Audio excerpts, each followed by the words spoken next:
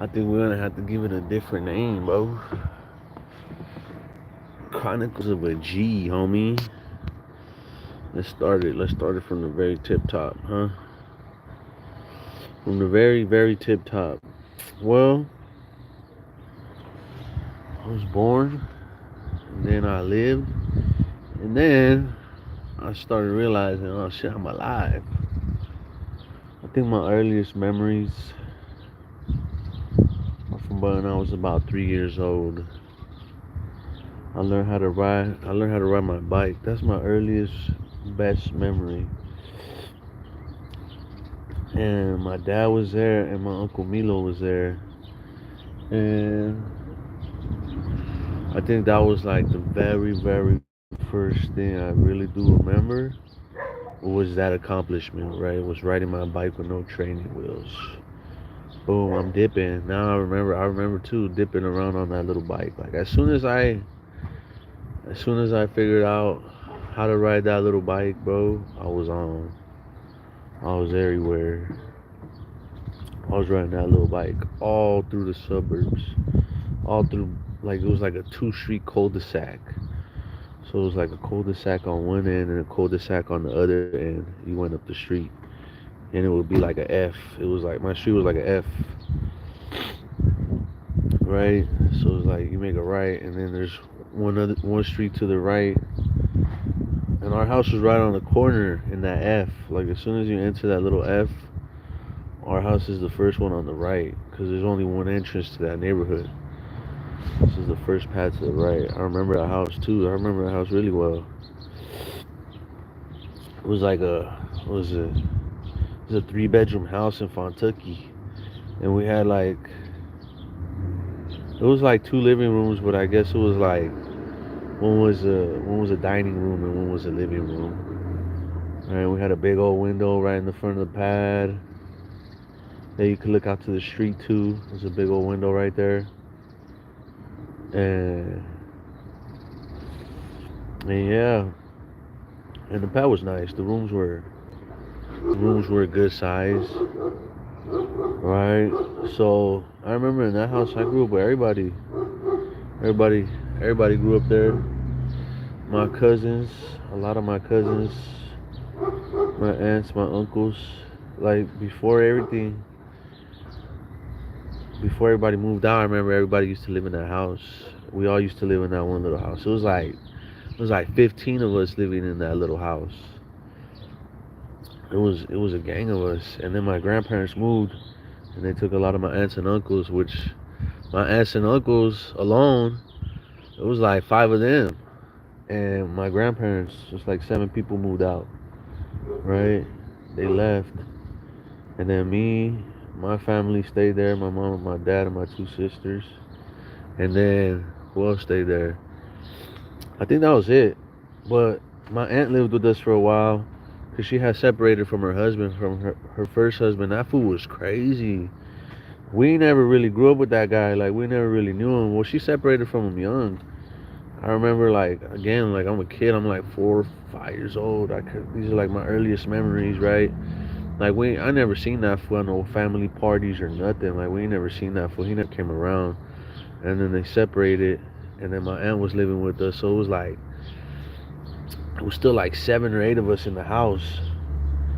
And then I remember her boyfriend moved in after a while, like, because they were gonna have a baby, so he moved in. Her and her boyfriend, and then yeah, my aunt used to tell us some pretty crazy stories though.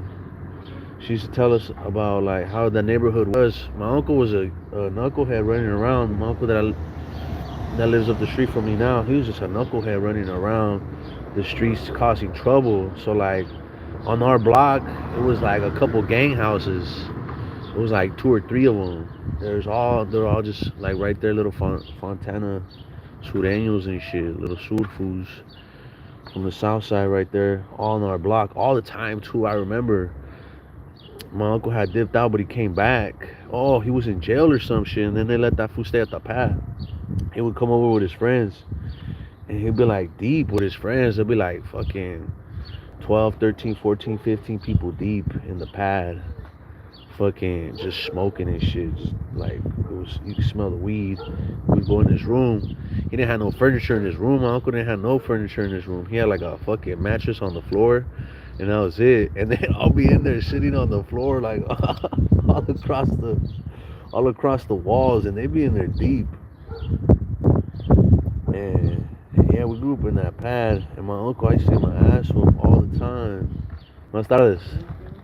I used to get my ass whooped all the time because he used to get me to take stuff from my mom's room for him, like for him to use and shit. And then she'll find that fool using her stuff like her DVD player. This is way back then. This is when DVD players were brand new. The VHS is getting old, and the DVD players are like brand new. So he could hook up the system in the garage. They tell me to go get that shit. I'll go get it. I'm gonna be like, hey, I told you to stop grabbing shit for your uncle from my room. Like he don't take care of none of our shit. Like don't let him grab nothing. She'll whoop my ass. I'll get my ass whooped, bruh. Leather belt and all that, just whooping.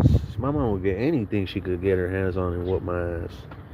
So I grew up in that era, homie. You get your ass whooped. Everybody was getting their ass whooped when I was a kid. Shit, you talk about getting your ass whooped at school. Like, yeah, my mom and my dad beat the shit out of me yesterday because I was being bad. Like, oh yeah, my mom beat the shit out of me too because I was being bad. Not everybody had the same story, but a lot of the homies was getting their ass whooped back in the day. And then I remember I had a neighbor, that fool, his name was Tommy. He had Down syndrome, but he lived in one of those houses where it was nothing but a bunch of like little sur fools, a bunch of little gangland fools. And then my aunt used to tell stories like there would be a lot of shootouts right there. Fuck, I remember one time we was throwing rocks at neighbors because they was throwing rocks at us, and we was just like throwing rocks at each other like some Stone Age shit. It was crazy. But yeah, my uncle used to run up into the houses around the neighborhood and like steal shit. So eventually, my uncle wasn't around no more. Like they got rid of his ass. They told him to go. They told him to go somewhere. Oh. And my uncle used to like take my dad's cars. And he'll take the cars, and this fool don't have a license or nothing. Pelotero, what's up? Hola, it's cracking. Hello, bro. But yeah, my uncle, my uncle jammed. He would take the cars. He would steal the cars. Basically, he would take the cars without asking my pops anything. He'll take the keys, and then he'll dip. And then he ended up on a couple high-speed chases in some of the cars, so we never got those back. He actually crashed my dad's 240SX coupe, and we never saw that car again. And then that's when they were just like, "Oh, bro, like you can't stay here no more. You just drove." That fool dips out. I didn't see him again for. I don't even remember how long it was, but we were there for a while in that Fontana house. Fucking my best friend Corey used to live up the street. Me and Corey were really good friends because Corey lived up the street from my past. So I would go and kick it with Corey every now and then. His dad was like a doctor or some shit. So Corey, his dad was a doctor, and like he knew the neighborhood, right? And he knew that my uncle was my uncle, and he knew what my uncle was on too. So Corey's dad didn't really like Corey hanging out with me, but I hung out with everybody on that block. I hung out with all the fools. I had homies up the street, older homies, bro. I'm like 5, 6 years old, and I got homies that are like 13, 14, right? Like big homies in my neighborhood. I remember I had another group of friends. They didn't go to my school. They went to a different school, but they lived up the street on like the other cul-de-sac.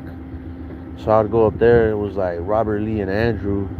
Robert Lee was the older brother, and Andrew was the younger one. And I remember I used to do a couple of things with them, bro. Stevie, what's cracking, bro? Hey, welcome to the Chronicles of a G. We're out here front the pad, just trying to sell some old shit. But I'm just going through my earliest stories, bro. I'm going through like when I was a kid. just through Chronicles of a G. I'm gonna just instead of writing a book, I'm gonna just put it all on live. I'm gonna just save the lives. Well, fucking, what's it called? We fucking we would hang out. Robert Lee and Andrew and me, we'd hang out all the time. But my dad told me, Robert Lee and Andrew's dad wasn't like a really good guy. He was a drunk. And I was like, oh, for real? He's like, yeah, that fool was always faded. Like, that fool was always drinking. Like, anytime I met with that guy, his breath stank like straight alcohol. And I was like, oh. I was like, I don't remember that. He's like, no live but digital. Yeah, you got to get it on camera. But Robert Lee and Andrew's dad, to me, he was like a church going guy. He was like a dude who would go to church. Like, I went to church with them a couple times. He made them throw away like all their like demon stuff. He would say it was like, buenas tardes. He was saying it was like devil stuff, like Yu-Gi-Oh and Pokemon and all that. His dad didn't like none of that.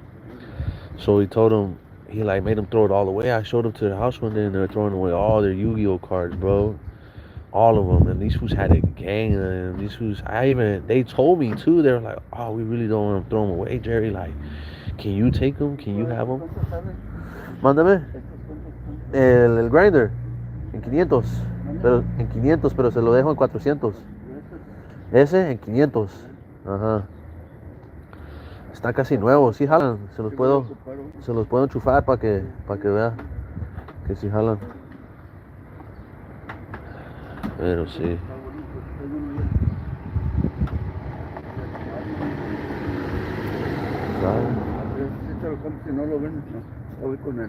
Sí, aquí voy a estar todo el día. Pregunta si quieres, cualquier cosa.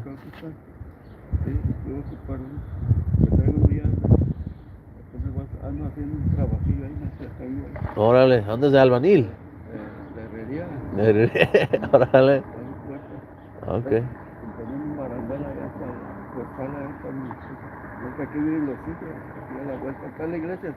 Ah, ok. Ok. ¿Sí va a la iglesia de allí? ¿Sí va? Órale, también. Ahí está. Órale. Oh, ahí tengo una careta también, sí. A ver, déjame la traigo para que la veas.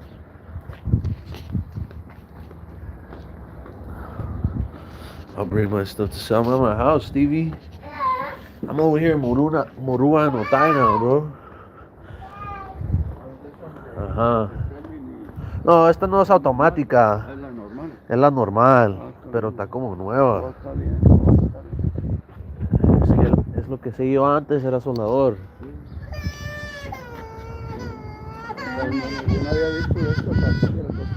Sí, es que acá no las ha visto, hay diferentes acá, tienen diferentes estilos acá, pero esa es una marca bien buena.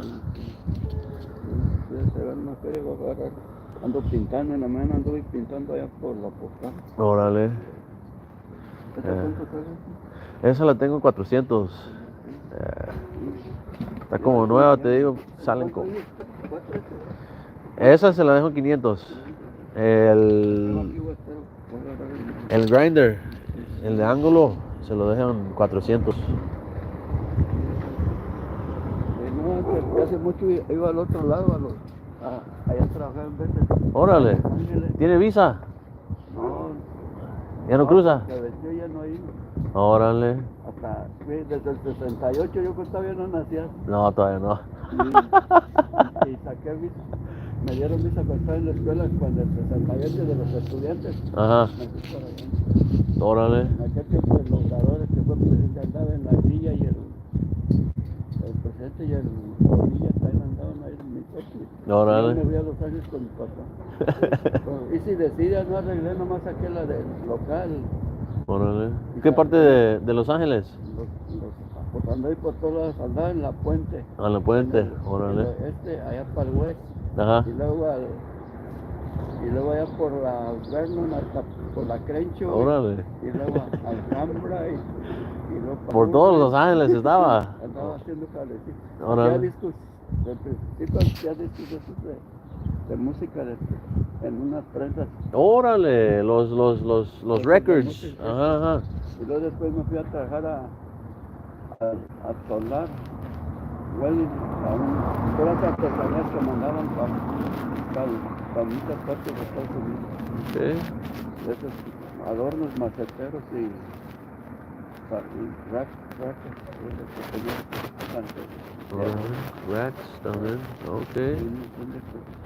Yo trabajaba haciendo carritos ya por la Soto. Órale. ¿Por la Soto? Ajá, en Los Ángeles. Sí, la Soto y antes era la Cuiri, ahora es la César Chávez. La Whittier St. Charles, yeah. Me echaba unos donde decía el tico tico.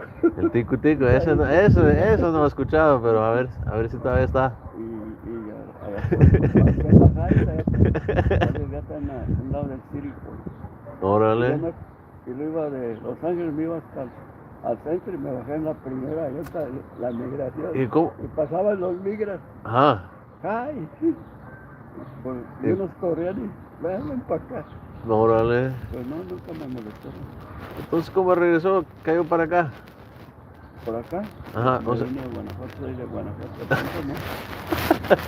O sea, de Los Ángeles se regresó para acá, para Tijuana. El Seguro Social en Pasadena, cuando estaba trabajando en el Screw Machine. Órale. Anduvo por todos lados. Anduvo por todos lados. Sí. Y ya está. Me traje la familia y no les gustaban Los Ángeles y me los traje para Pénjamo. Y mi hermana ya no quiso cuidar a mi papá y me vine con él a estar cuidando y ya me vine para acá con mi papá. Órale. Pero sale, aquí voy a andar. ¿Aquí vivías en Los Ángeles?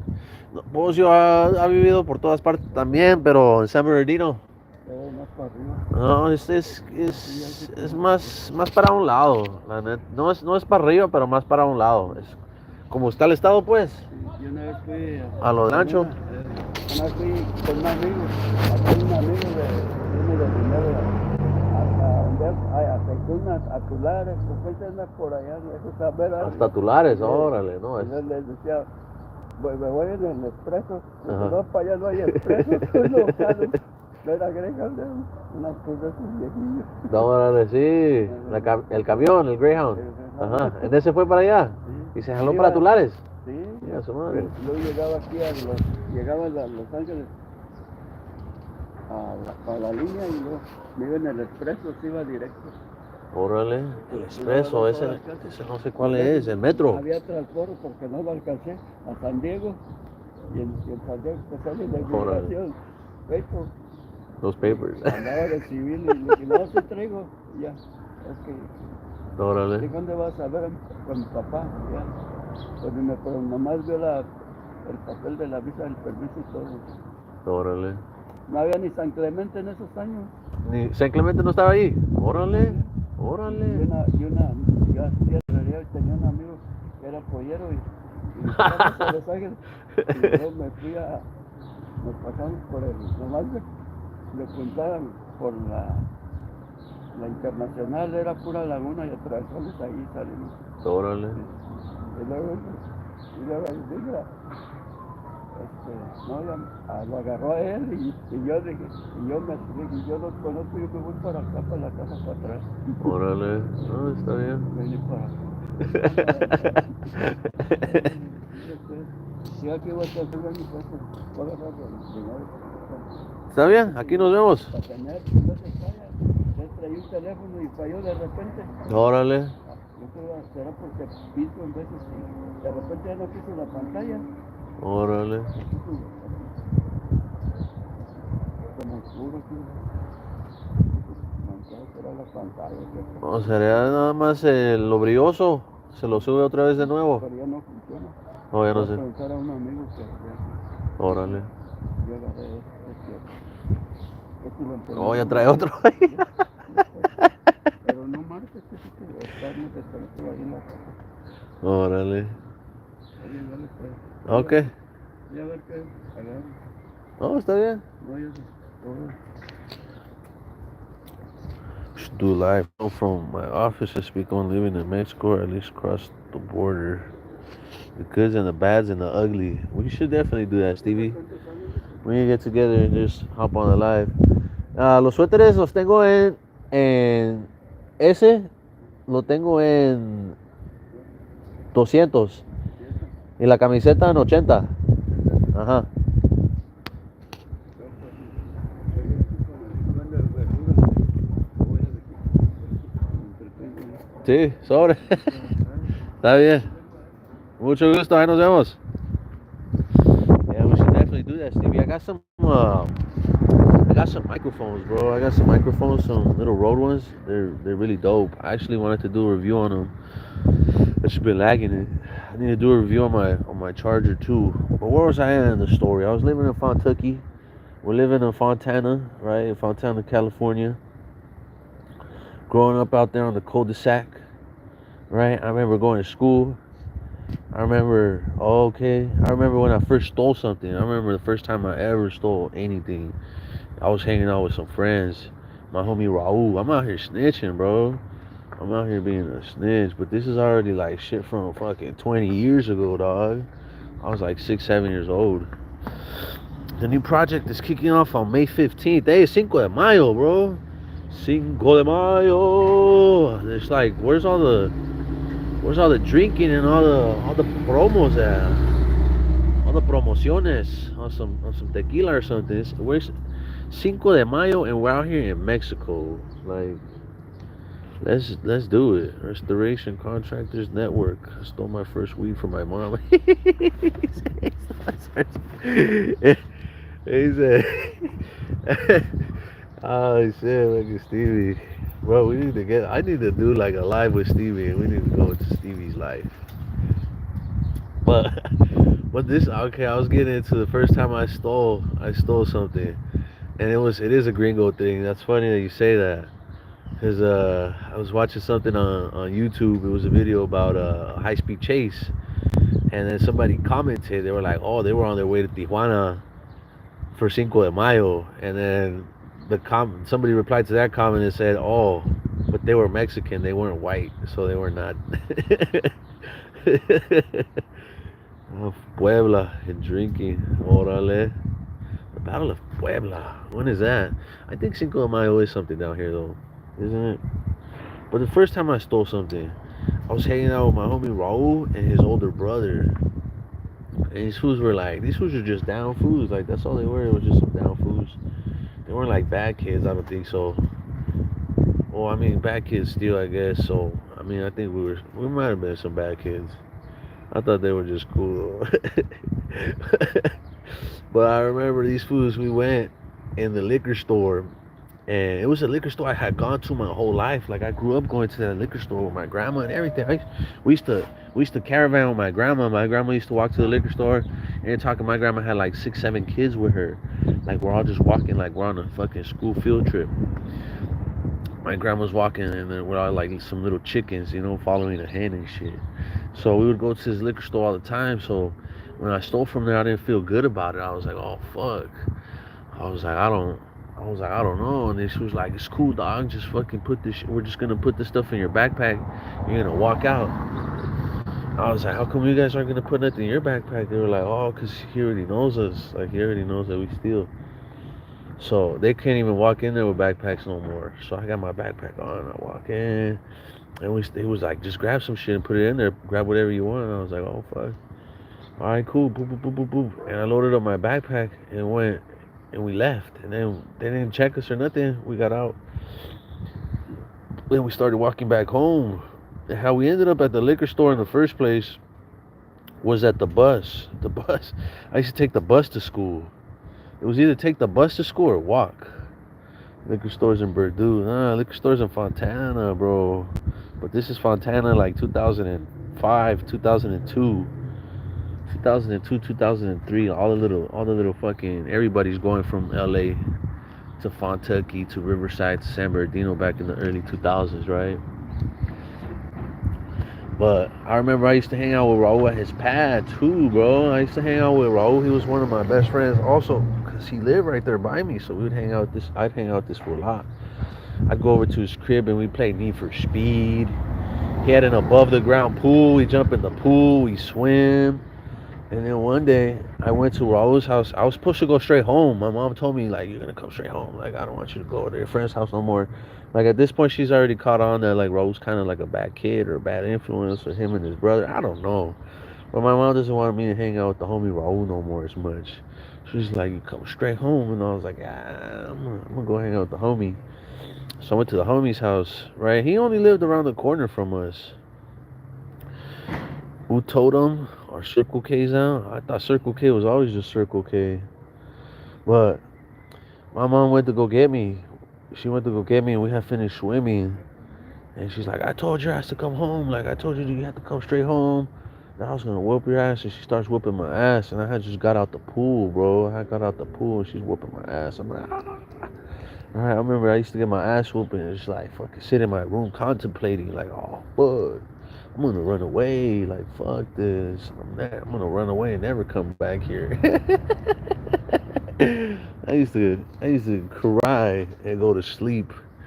And by the time I wake up, it was no more beef. It was like everything was cool. Everything was cleared. Yeah, I remember that was one of my best friends. And then I had another best homie. School for me was dope. Like I was a good kid. I was a smart kid, I guess I could say. I wouldn't say I was like a dumb kid because I would get like little certificates. I don't know if you guys got certificates when you were like in like elementary school.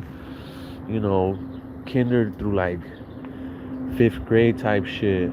We would get like little certificates and we'd have little ceremonies. And like I would get a certificate. I would get called up in the ceremony every now and then. I'd walk up there, grab my little certificate, head back to the fucking cafeteria table and sit down. So I think I was a smart kid. I would act out though. I would act out in class. Like I would do stupid shit. Just dumbass shit to get like I don't even know why, bro. I would just act bad sometimes.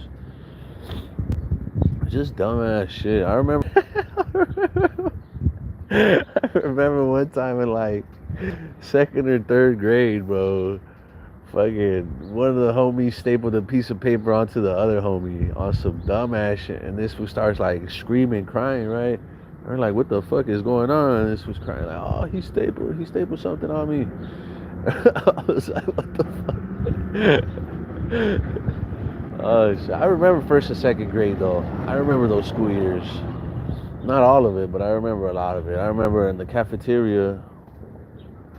Well, the cafeteria back then it felt huge, right? But now when you walk into those fucking places, they're like tiny as fuck. You're like, what the fuck is up with these little ass tables? Like, is it for midgets? But it's like for little kids. But I remember we used to get our school lunch tray was like it was a little cardboard box. And our school lunch, we would get you'd have a selection, right? When you're walking through the cafeteria, you'd have like a selection of stuff that you could get, right? You could get your pizza, or no, I think at that time it wasn't really selections. It was like they would just push all the same shit. So all these little trays, they were just pushing them out, like pushing them forward from the back, but they all had the same thing on there. And so you'd get your tray, you'd go sit down. And then at the end of the line, that's where you pick your little cake. You'd get like a little cake or a little dessert or something, and then you could get a milk. And the milks back then, the milks were in a bag, so you'd get a little bag of milk. They'd have like chocolate, and strawberry, and fucking white. I'd always get the chocolate milk. I was always getting chocolate milk. And, I'd eat that shit. I don't know how I could eat that shit as a kid, but I'd eat a piece of pizza with a little bag of chocolate milk. You stab the little straw that they give you. They give you a little straw. You just stab the straw into the bag, and that's how you would drink your chocolate milk. And I remember I got in trouble a couple of times in the cafeteria too for just doing stupid shit, like dumbass shit. I grab ketchup packets and we twist them up and like throw them and watch them pop and shit. We just do a lot of stupid ass shit as kids. But I was like, I like to read. I remember growing up too. After school, it was like boom, straight to the fucking TV. And as soon as I got home, the TV was on. I think Yu-Gi-Oh would be finishing up, and then boom, on next was fucking Pokemon. I was always in front of that TV watching some Pokemon, dog, all the time, right? I was like the only one in my family that really liked Pokemon, apart from my Uncle Pete. Like Stinky Pete used to like Pokemon too. That fool had a gang of cards, fool. I'm talking shit that's probably worth stupid money now. The Charizards, the Venusaurs, the OG ones. Like Peter had it all. And because at this time my uncle's a trucker and he's getting some money. Actually, I didn't know this either. My grandpa did real estate. I didn't know that shit. He sold houses and shit. He was a real estate agent. I'm like, what the fuck? He's like, yeah, I used to be a real estate agent. Like, that's why I always dressed like that. And also, I was like, I was like, you would dress like a cowboy to go to work? He's like, yeah. And I was like, oh shit. And he's like, that's why I had some money back in the day. Like, I'll buy you all kinds of shit. And I was like, yeah, I know, fool. You fucking, I know you were the best or whatever, but you would do some weird stuff. Like, you should, you shouldn't do the little kids. My grandpa's from old school days, and he's from Mexico, like he's from Guerrero. So I don't know what kind of shit they did down there, but he would do some foul shit that we just don't talk about, right? But yeah, my uncle Peter had all the Pokemon shit. He had a gang of cards. I remember he had a gang of cards, like a stack, as long as my arm. Like you could carry the stack of Pokemon cards from there to there. He had a folder. He had a folder of Pokemon cards too. Like not only did he have a stack of Pokemon cards, he had a folder where he'd put all his Pokemon cards and he'd put like the nice ones or like the fire type. He would separate them by types and shit. And I remember that was the sickest shit. And when Peter took off to Washington, well, he took all his shit. He took all his Pokemon shit. I basically didn't have nothing. I remember too, one Christmas, I don't know how it happened, but we had like these big old, my aunts had got like pallets of fucking toys.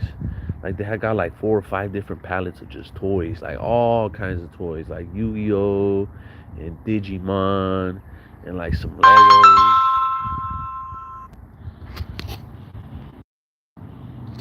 And this is still at that pad in Fontana, bro. These are still some of my earliest memories.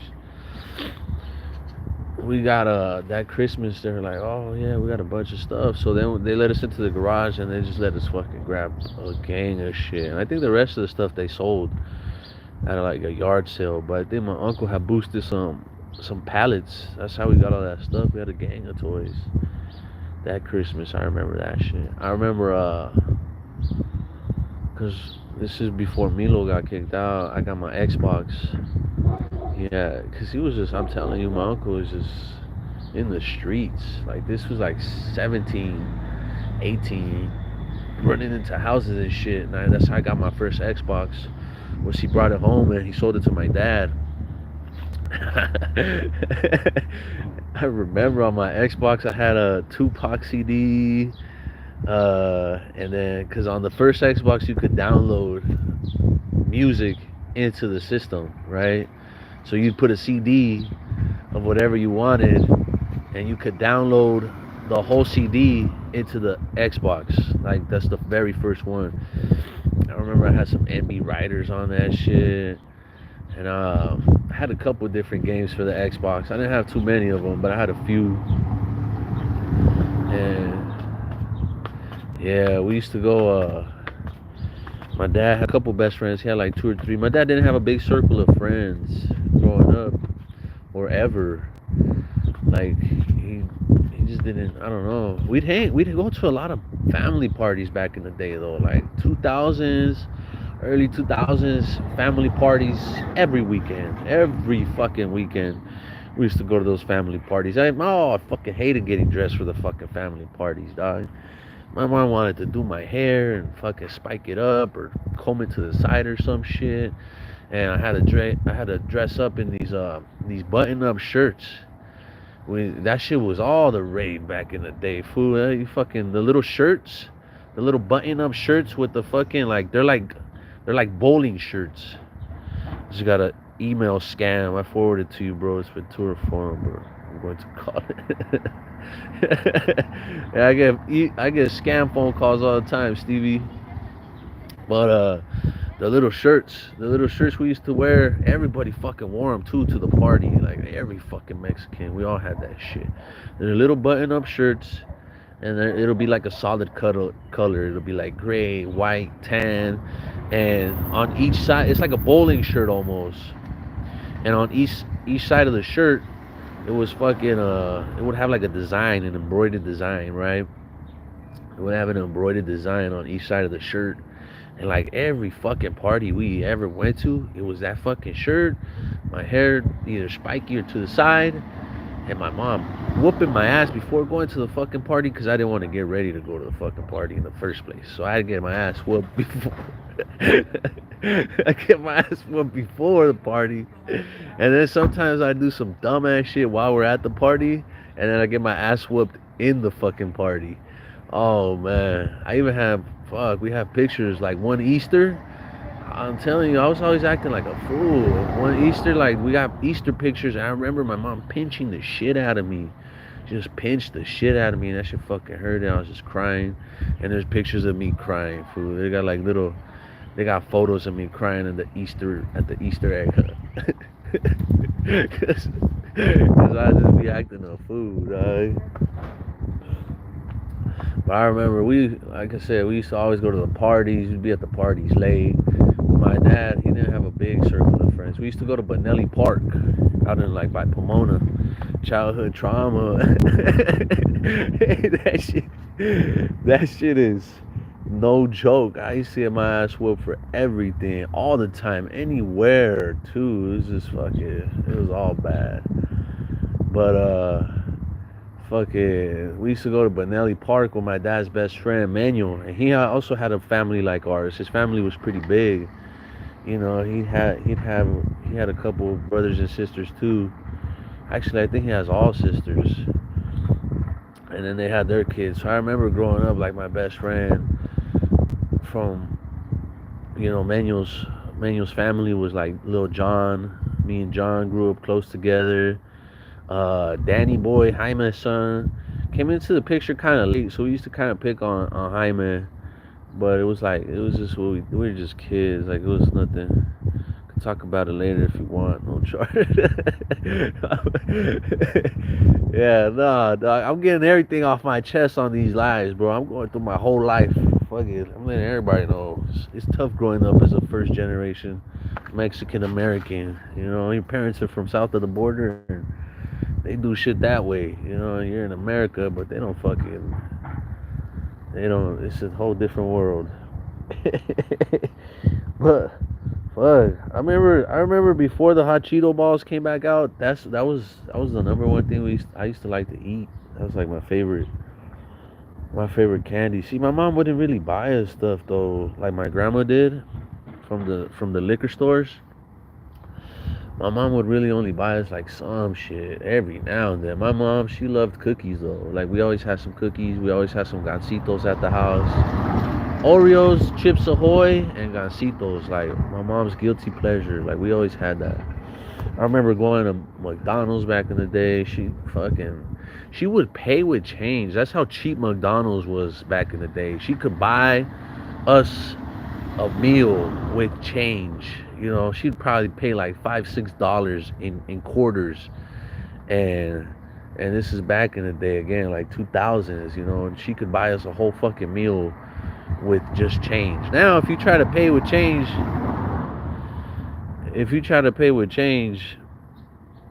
you can't buy no fucking nothing with some change at fucking McDonald's now. Now it's like $10. You're gonna carry a whole bag of dollars in coins. Yeah, right. I remember we used to take the bus a lot too. This is before my mom even had a car. Like my mom didn't have a car. My dad only had like one truck, and even then my mom didn't like to drive. So I remember we used to take the bus everywhere. We used to take the bus all over the place, all through Fontana.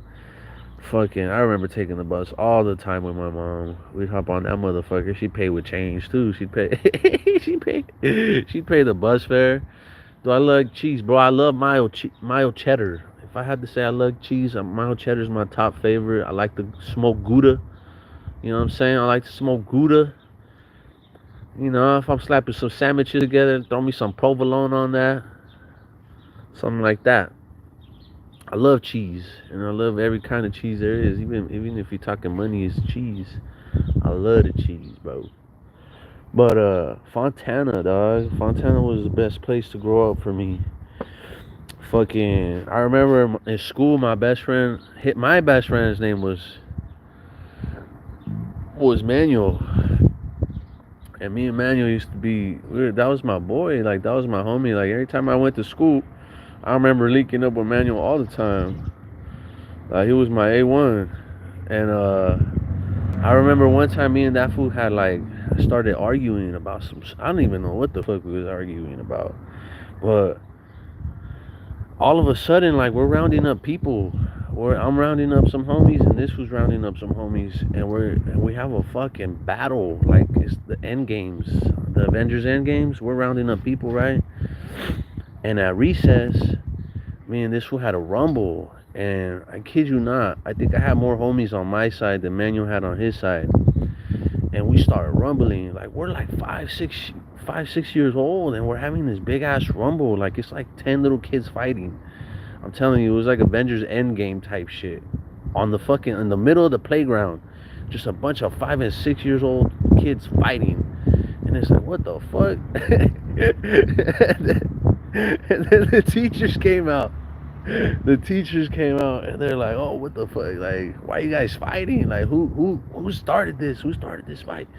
And everybody was like, "Oh, it was Manuel and Jerry. Like, it was Manuel and Jerry. Jerry started fighting with Manuel, and now it's this big old thing." And then like, oh, they were like, "Oh fuck, you guys are gonna come with us." Like, I can't. I tried to. It's not like a sticker. It's like these are like the store, because I bought these from a police seizure auction. So they seize these glasses, but I think they're like the store demos. So I can't take the sticker off. So it's like fuck it. But it says Dior on there. Hawaiian pizza. I love me some Hawaiian pizza. Canadian bacon and pineapple belong together forever. But me and Manuel are fighting, right? Me and Manuel, we're having this big old rumble at recess. This is like we're in first grade. It's like 10 kids fighting, right? And the teachers figure out me and Manuel are the ones that are beefing. So they're like, "You're gonna come with us." So I remember getting grabbed by the hand. This is back when teachers could grab you and like drag you, and the teachers wouldn't get in trouble, right? So fucking they drag us, boom, straight to the principal's office, and they're like, "What the fuck is going on? Like, you guys know why you're here, right?" And it was me, Manuel, and fucking Raul, and Raul.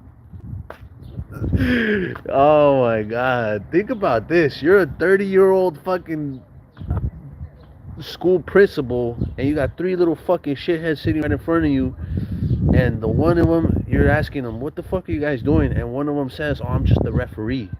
That's what the homie Raul did. He was like, "Oh, I'm the referee." He's like, "You're the what?" He's like, "I'm the referee."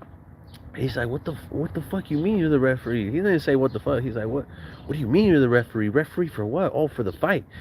And he was like, "Oh my god." He's like, "You're the referee." He's like, what the? He's like, "You gotta go back to class." He's like, "You weren't fighting?" The principal asked him, he's like, "You weren't fighting?" And Raul goes, "No, I was just the referee." It's a 5-year-old, 6-year-old kid telling an adult that he's a referee for a fight. Right? And the principal's like, "What the fuck?" Like, I remember the expression on the principal's face when the homie told him he was just the referee. It was like jaw dropping. It was like, "What did you just, like, what are you talking about? You're a 5-year-old, 6-year-old kid. Like, what are you talking about? You're a referee for a fight. Fool, get out of here. Like, go back to class." So Manuel gets sent back. Raul gets sent back to class, and me and Manuel were sitting there. And it was like, "Oh, fucking, why are you guys fighting?" And it was like, "Oh, fuck, actually, I don't even remember." Like, all of a sudden, this was got a whole crew of some people, and they said they were going to come beat me up. And I got a whole crew of people, and I wasn't going to let that happen. So I was like, I got my crew together, and yeah, fuck yeah. And they were like, "What the fuck? Like, you guys don't even remember why you're fighting?" And they're like, "No, not really." They were like, "Oh, I think I got suspended for like 2 days." And Manuel got suspended. I remember I had a fucking my folder for referrals, like a referral is like a citation, right? From like first and second grade, bro. I had like 100 and something plus referrals, dog. Little pink slips that I would get sent home with, and my mom would whip my ass like, "Why you being a bad kid?" I'm like, "What the fuck? I didn't do shit." I think I remember being in kindergarten, I remember being sometime in kindergarten. That's when me and Manuel met, and in our kindergarten, like because our kindergarten playground was separated from all the big kids' playground, right? Like our little areas fenced off. And I remember we used to bring Hot Wheels. We used to bring the Hot Wheels to school, and we used to launch them shits from the slide, from the bottom of the slide up, boom, boom, boom, boom. And the teacher would come, and she'd be like, "Ah, I told you guys can't do that, cause last time you guys hit a kid or whatever, a kid got bopped on the head with a flying Hot Wheel." And she's like, "I told you guys can't do that, blah blah blah." She's like, she'll write us up. She'll give us a referral. We'd have to go take that shit home. I get my ass whooped, right? I'm thinking I'm hiding shit from my mom. She'd go through my backpack, some shit. She'd find the fucking referral. She's like, "What the fuck is this?" I'm like, "Oh fuck!" Like I got in trouble because I was playing with some shit. She's like, "Whoop my ass!" Bah, bah, bah. And then, oh yeah, well, shit. Like I had got into the habit of stealing too. From like I said, my very first time stealing was Raul and his older brother, and it was at the liquor store. So then I got into the habit, right? And I would steal stuff from fucking from school, like dumbass shit, bro. I would steal the stupidest shit. I would steal calculators. Like one time, I stole like 10 calculators. I would take like glue. I would have like 3 glues, and my mom would be like, "How are you getting all this shit?" I'd be like, "Oh, the stupid ass kid lies. Oh, they gave it to me. They gave you 10 calculators. Why the fuck are they gonna give you 10 calculators? Whoop my ass, bah. Make me take the shit back to school and take it back." I would go to Walmart, and I was just like, if I wanted something and it was only small enough to where I could take it, like I would do that, because my mom never bought me. I mean, we didn't have money. Like, we didn't have no bread. I didn't know this. I'm a kid growing up. I thought my mom just didn't want to buy me shit. But we didn't have no bread, so I couldn't get no Hot Wheels. But I'd come home and I'd have a brand new Hot Wheel. She'd be like, "How'd you get this?" She's like, "You stole it." Whoop my ass. Boom, boom, boom, boom. And then we'll take the toy. And then I had to go take the toy back from wherever she hid it or whatever. But yeah, like growing up in Fontana was all the rave for me, dog. It was the funniest shit. And then what happened? Like now I know all the facts, right? Like what happened. So we moved out of Fontana, and we moved out of there because my grandpa had came back. My grandpa was living in Washington, and he came back down to Fontana to sell the house. But I guess they had like some sort of deal where my dad was gonna keep the house as long as he kept paying for it, right? So he was paying for it, and then all of a sudden my grandpa comes back and he goes, "Oh, I'm gonna sell the house," because the house had shot up in value. The house had shot up to some good amount of change versus what he paid for it. So then he was like, "Oh, I'm gonna sell the house." So then fucking I remember we moved. I remember we moved out of that house in Fontana. It was like it was the worst. It was the worst shit. But we moved. I had a Spider-Man, and I had left Spider-Man on some stupid ass kid shit, bro. I had a stuffed Spider-Man that I left at the pad to take care of the house. I'm like, "Spider-Man, I'll see you later, dog. Like, you just gonna stay here and you gonna take care of the house." And I love that Spider-Man, dog. And I left it there on some little dumbass kid shit. I left that shit there. Like, "Spider-Man, you're gonna take care of the house, and we'll see each other one day." A fucking stuffed animal, Spider-Man. I left that fool there. But we left Fontana, and then we moved up to San Bernardino, and we're living in San Bernardino.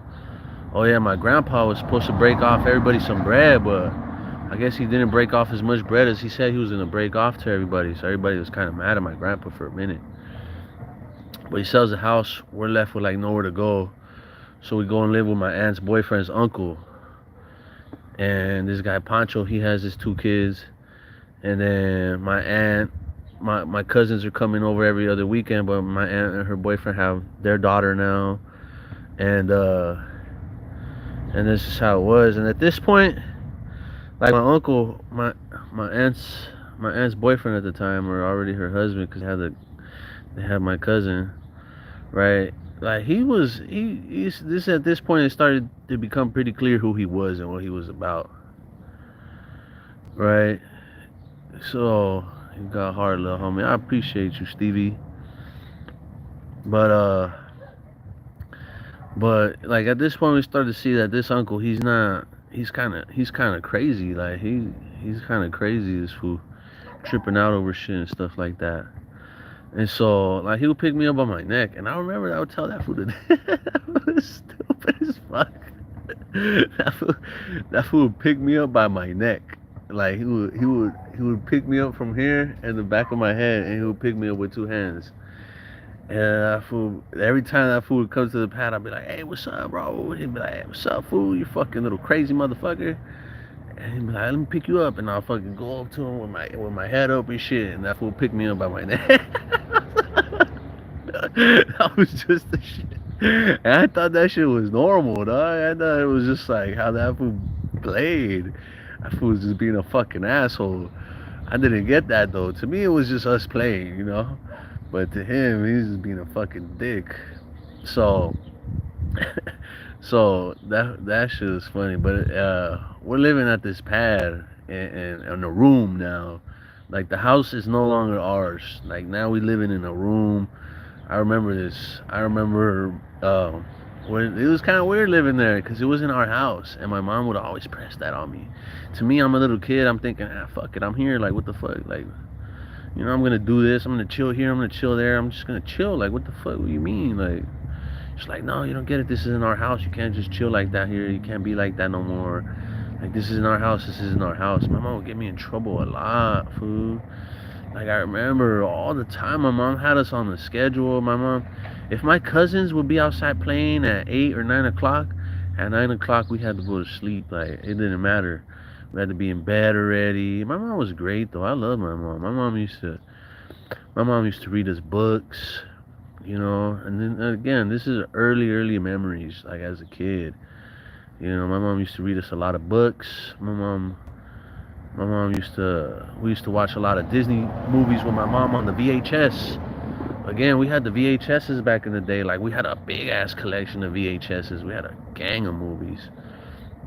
And we'd always be watching some Disney movies and shit on the VHS. And like the CDs are coming out now, and we'd be watching some shit on the DVD player. But then we're living at this new house, and then all these new rules are coming up, and it's like, oh, we can't hang out here, we can't hang out there. I remember Pancho, he used to have a trampoline. He had two kids and his son, bro. His son was just like, I don't know what was wrong with that fool's nose, but he had a very sensitive nose. Like anytime anything would bother his nose, he'd start bleeding from his nose. I don't know what the fuck. We never knew what the fuck that was about. But we could not get near him because if his nose started bleeding, his dad would freak out, right? But at some point, his dad started kind of like noticing, like, damn, this was always bleeding from his fucking nose. Like at some point, right? But in the beginning, like when we hang out, it'd be like this will start bleeding from his nose, and we're like, oh, what the fuck? And like, what happened? Like, oh, he's like, I'm just bleeding from my nose. I'm bleeding from my nose. So, like, that's one thing I remember about that fool. He was always bleeding from his fucking nose, dog. And we were there not too long. We were there for a while. I don't remember how long we were there, right? But we're in San Bernardino now. Like, I ain't got no friends. I ain't got no family. Like, we're brand new to San Bernardino. So it's like starting fresh, right? So I remember I went to a really nice school in the beginning. I went to a really nice school. It was called North Park Elementary. And fuck, if you look up that school now, a teacher got shot there. And I think they changed the whole name of the school. I was banned from the 7-Eleven. Yeah. I'm pretty sure they will ban you from the 7-Eleven, Stevie. Fucking stealing slushies and shit. How do you get banned from the 7-Eleven? No, there was a gang of people that got banned from the 7-Eleven once I got into middle school, but that's further down the storyline. But we're living in San Bernardino now, and then I don't know how my dad got a house because my dad was a Mexican, and he bought it under my grandma's name. For stealing the penny candy. Fucking Stevie. If you're gonna get banned for stealing something, dog, make it worthwhile, not the penny candies. Fucking. We get a house. That's all I know, right? But now, again, I'm older now. I know how we got the house and everything. My grandma signed for the house, and that's how we got the pad, right? My dad had the down payment. So for a very long time, my dad is paying for this house that's under my grandma's name. So I think he felt a lot of pressure about that. But fucking, we get this nice house. I thought it was pretty. I thought it was a shitty house, but I guess like thinking about it, it was actually a really really the best house we could get, right? Because again, my dad didn't have a lot of options. So at the end of the day, I think it was a really nice house. When we first got the house, it had like fresh carpet and shit. And that's what my dad. That's what was like one of his selling points. It was like it had carpet, had new carpet. but But my house was dope. Like I remember when we first moved in, we had a basketball court. It was just already there. It was not a basketball court like a full court. It was just like a basketball hoop. We had and it was a post. It was a post with a basketball hoop on there with the backboard and everything. And yeah, like the house was cool, dog. Like now we got our house. We could. Now we're running around. We could do whatever the fuck we wanted. Now we're back in our house. Like it's our house. At this point, I'm like 7, 8, and then I'm going to school to North Park Elementary School. And again, you could look up the school, and they changed the name because a teacher and a student got shot. I think the teacher died. The fucking cops took this fool. Oh shit. But North Park Elementary was lit. It was cool. I remember all my friends there were rich though. All my fucking friends. And I got whooped. Hell yeah. You get whooped for everything. All my friends had money there. When I got to North Park, I just didn't know how much. But these fools had everything. These fools had BMX bikes. These fools had all the newest games. These had all the newest consoles. I'm still fucking using an Xbox, and these fools are like they probably had horrors, bro. I still didn't even have a brand new bike. I still didn't even have a fucking. I remember. Okay, so my first memory is riding that bike, learning how to ride my bike with no training wheels, and then at some point, I remember this before I moved to San Bernardino. My dad got me because I had got my cousin Jonathan's hand-me-down bike. It was like this old green mountain bike, and the handlebars were fucking bent. And this is supposed to be my new bike, and I was like, "What the fuck is this shit? Like, what the fuck? This is my new bike." And my dad was like, "Yeah, like that's all we got right now, bro. Like, you got to be good with that." Because my old bike it was a little chrome bike, and it was too small for me now. It was way too small for me. I looked like a fucking monkey on a little bike. If I were to ride that shit. So I'm like, oh, well, fuck it, right? And I would ride that bike, and it was embarrassing. It was this old fucking green mountain bike. Yeah, no, it was a hand-me-down from my uncle, right? He tried. No, I love my pops. I know he tried for sure. He did, but he did get me a brand new bike. I remember on Christmas, it was a brand new fucking. Oh man, I don't know what brand it was, but it was red and yellow. I think it was like half red. The forks were red, and like the frame was yellow in the middle, and then the back of the frame went back to red. It was a badass fucking bike. It had shocks in the front. I had brakes. I had fucking left lever brake and right lever brake, right front and rear brakes. Oh my god, it was the sickest bike, bro. This fucking thing, and I had it for like a month, and I fucked up because this is my neighborhood. I'm growing up in this neighborhood, and it's my neighborhood. But again, there's fucking little fools from little hoods, from little Southsider fools out there, right? So everybody knew that bike was mine. Whoever fucking came through and swooped that shit, they weren't from the neighborhood because I never seen that shit again. Like they were either there chilling with somebody and then they took off. But basically, I went to my mom's best friend's house, right? Because I was looking for my mom. I I couldn't find her nowhere. So I was like, where the fuck was my mom at, right? And I thought, usually the only other place I could find my mom was at that lady's house, which is right across the street from our house. And I loved my bike, so I was like, I'm gonna take my brand new bike over there. So I took my brand new fucking shiny red and yellow bike over there, and it had a stand, so I put on the stand. I parked it in front of her house. I put my little bike there, and fuck, fool. I was in there like what, 10 minutes maybe. I went to go verify my mom was there. Oh, okay, mom, you're here. Yeah, blah blah blah. And then I walk back out. My bike is gone, fool.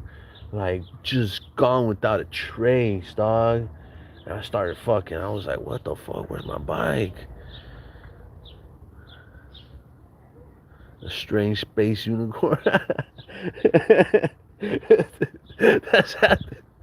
No, that's how it was. Riding that bike, bro, was like the fucking Ferrari of bikes for me, dog. It was like the Ferrari for me as a kid. That bike was the shit. I come back outside, my bike is gone. So the first thing I do, I ran up the street, full speed. I'm running around the whole cul-de-sac. Somebody sees me like, hey, why you running? I'm like, I'm looking for my bike. You haven't seen my bike? He's like, what kind of bike? I was like, a little red and yellow bike. He's like, no. And I was like, fuck. And I run back down the street, shoom. And I'm running through, like, I'm running around in circles, dog. I'm running up and down the streets looking for this bike. And it's gone, bro. And I was so heartbroken as a kid. It was like the hardest thing that ever happened to me at that time, bro. My bike was just gone. Boom, vanished, never to be seen again.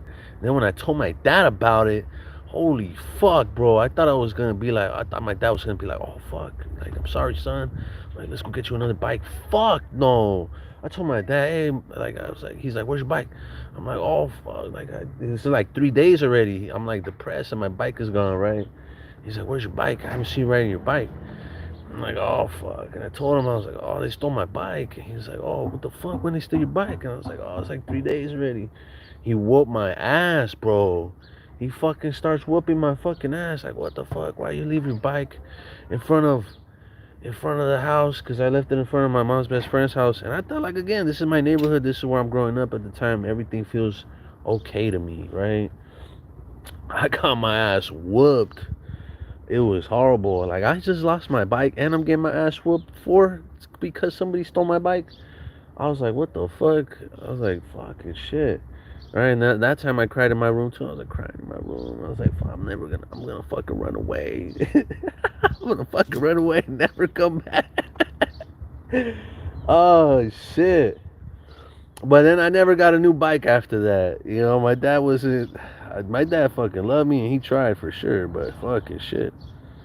I don't know. But he never got me a new bike after that. I was stuck with the fucking Jonathan's old green mountain bike with only like, you had to press the pedals backwards so it had the brake. I went from a super, super sick Ferrari back to like a fucking 1991 Toyota Corolla. Right? It was very depressing as a kid. I remember Richie too. Richie, my dad's best friend, Richie. Like I said, my dad had a very small circle. So Richie and Manuel were like the only two friends that I ever really knew that my dad had. And like Richie came around one time with this little pocket bike, a little ass pocket bike.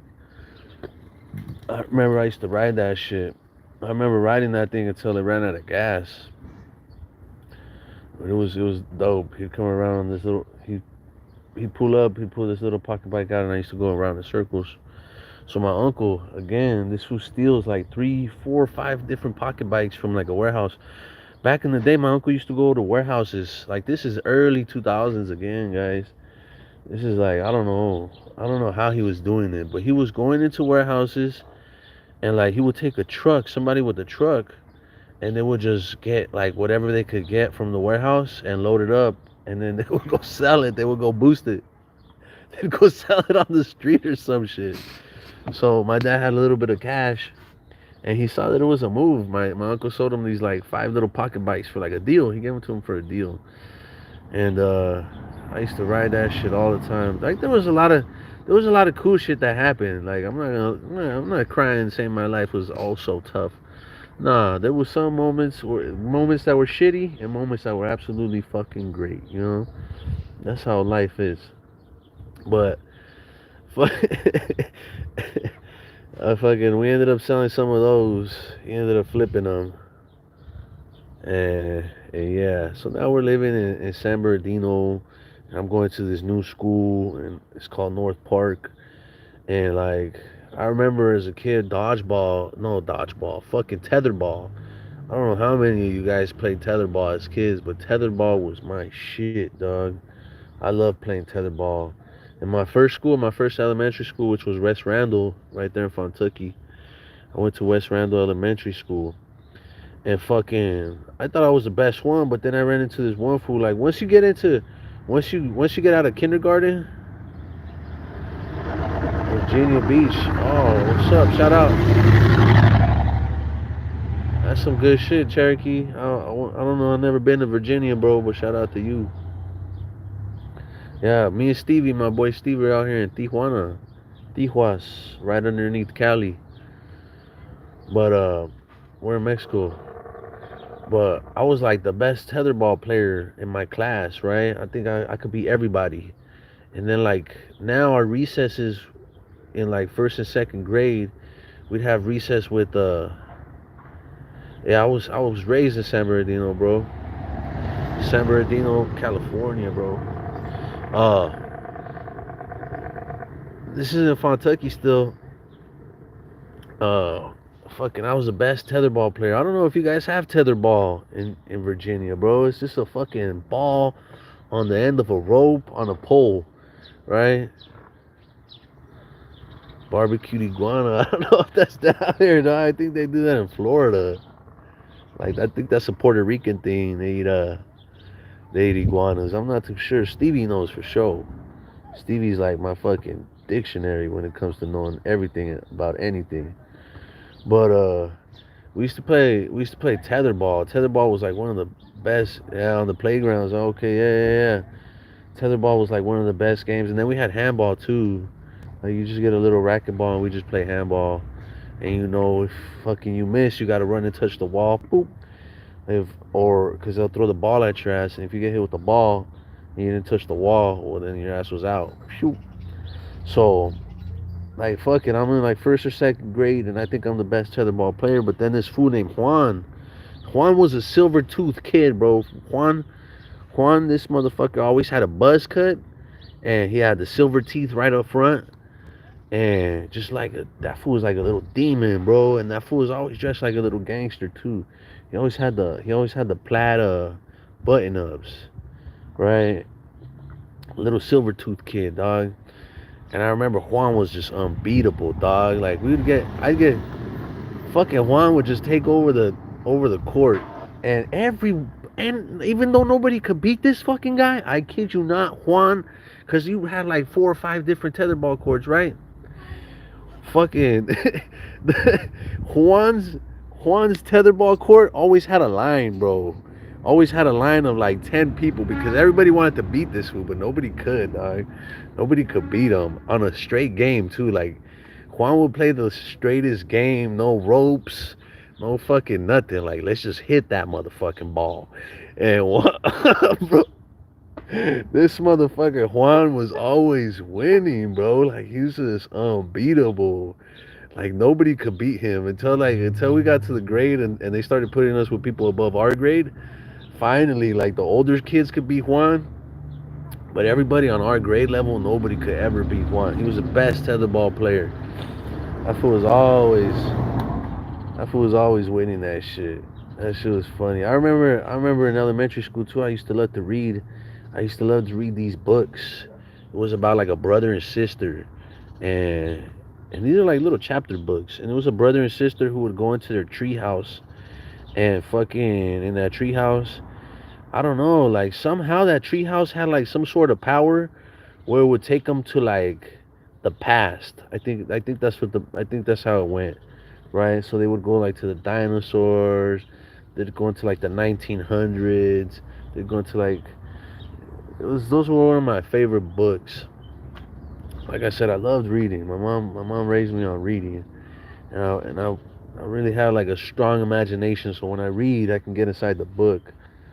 I remember another series of books I read once I moved to San Bernardino was about this rat. This rat was like a detective or something, or this rat would go on different adventures or some shit. He was a rat though, and then with these little yellow books, and this would go on adventures and shit. And I read a lot of those books too.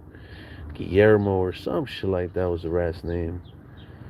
But then, and when I went up to the next grade, we moved. We're in San Bernardino. We're living in San Bernardino now, and going to North Park again. My friends are always talking about, oh fuck yeah, we went to the BMX track, like we hit these jumps and shit, and I'm like, BMX, like what is that? Oh, you don't know what BMX is? Nah, what is that? It's like, oh, when you're on your bike. Oh, I have a bike. And they were like, yeah, but like you're going on these jumps and all this shit. And I was like, oh, I was like, I never heard of that. What is that? And he's like, oh, that's what I do. My brother does it, right? And these fools were like, one of the homies was Caleb. He's like half Filipino or some shit, and the other homie was like Lance or London. I think his name was London, and he was just a white boy. He had motorcycles, all kinds of cool shit. And like again, they lived on the richer side of San Bernardino. They lived in the suburbs, and I was like, I was still in the nicer side of San Bernardino, but you could tell my neighborhood was county. Like we don't have sidewalks. The fucking roads are all fucked up and like crumbly, and like in the other neighborhoods, like right up the street from my house, all the roads are like nicely paved and shit. They got sidewalks, and like all the nicer homes, all the two-story houses are up the street from my house. And so fucking school there was pretty cool. Like I remember I liked choir, like I liked singing, I liked learning about music. Like we fucking went to in our little music class.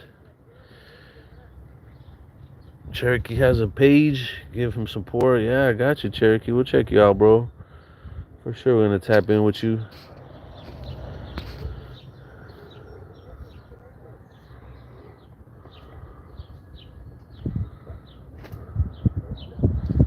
I don't know. It's been fluctuating for me for this whole hour. It'll jump up to like 10 or something. But what else, bro? What else do I remember about being a kid? I think I remember going to North Park. Uh, Going to North Park. It was a nice school, right? I remember they had like this really, really nice. In North Park, all the classes were in one building. So it was one class, one building.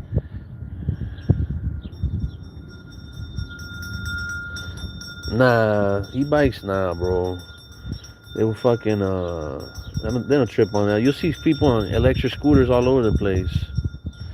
But, North Park was like one big building, and all the classes were in that building, right? Like all these little rooms were separated, and it was nice. And we would have music class, and we did all kinds of nice shit in that school. We'd go on field trips. We'd do all kinds of nice shit there. And then something happened. Something happened with the county, with with fucking, I don't know, some shit about the school district and the county changed. And then all of a sudden I went from going to North Park to fucking Newmark Elementary. And oh, bro, as soon as I went to Newmark Elementary, it was like, what the fuck? It was like super broke, dog. It was like a super cheap school. We didn't even have a nice playground. We had like monkey bars and the pull-up bars, and that was basically it. Like somebody burned the fucking playground slide. Like it was just fucked up. It wasn't nothing like North Park. North Park was nice. It had like three different playgrounds. They were all like brand new. The fucking field, all the whole field was grass. Newmark, like I said, there was no playground. If you look at them sideways, the fucking cops will get you at any chance they could get you. If they get you, you're gonna break some bread. If they don't stop you and you get away from it, you're good. But I remember like Newmark Elementary was just like, it was just, I don't know, it wasn't cool. It wasn't nothing like North Park. North Park was nice as fuck. Like there was a bunch of really nice stuff there, and fucking we used to. Mándeme. Dime otra vez. ¿Cuál? Este no está rápido. Oh, el grinder. Sí. 400. Ah. ¿Pero eso qué es? Es taladro. Es Craftsman. Tiene la llanta y todo. Yeah, nada. Going to Hong Kong next weekend. Órale. TJ Rosary is no Ensenada. It's all the same. Yeah. Oh. Well, I don't know if you guys haven't checked out my video. We went down to Ensenada to try the best fish and shrimp tacos in Ensenada. The best, bro. They were fucking top notch. If I put it in the video too. Tacos Corona. It's way better than Tacos Phoenix. I don't know why. It just is though. Actually, I do know why. The fucking the fish taco was better. The shrimp taco was better. The salsas are better. It was just better all around. Tacos El Phoenix is good. Don't get me wrong. It's top tier. But when you try both of them, you're gonna hands down say Tacos El Corona is the better spot. You know what I'm saying? I already did. Yo, we're gonna make this food because we need more moderators, Stevie. So we're gonna make Neofita as a moderator too. Standard can review and remove chat messages and hide or put users in timeout. And then Stevie, I'm gonna give you more power here. Let me see here. We're gonna remove you and then we're gonna add you back. And we're gonna put as a managing moderator. There we go. Alright, Stevie, you've been promoted, bro. I don't know what exactly you could change, but you got some power now. And Neil Fig got some. He's a moderator now, certified moderator, bro. Not as much power as Stevie, but some poder.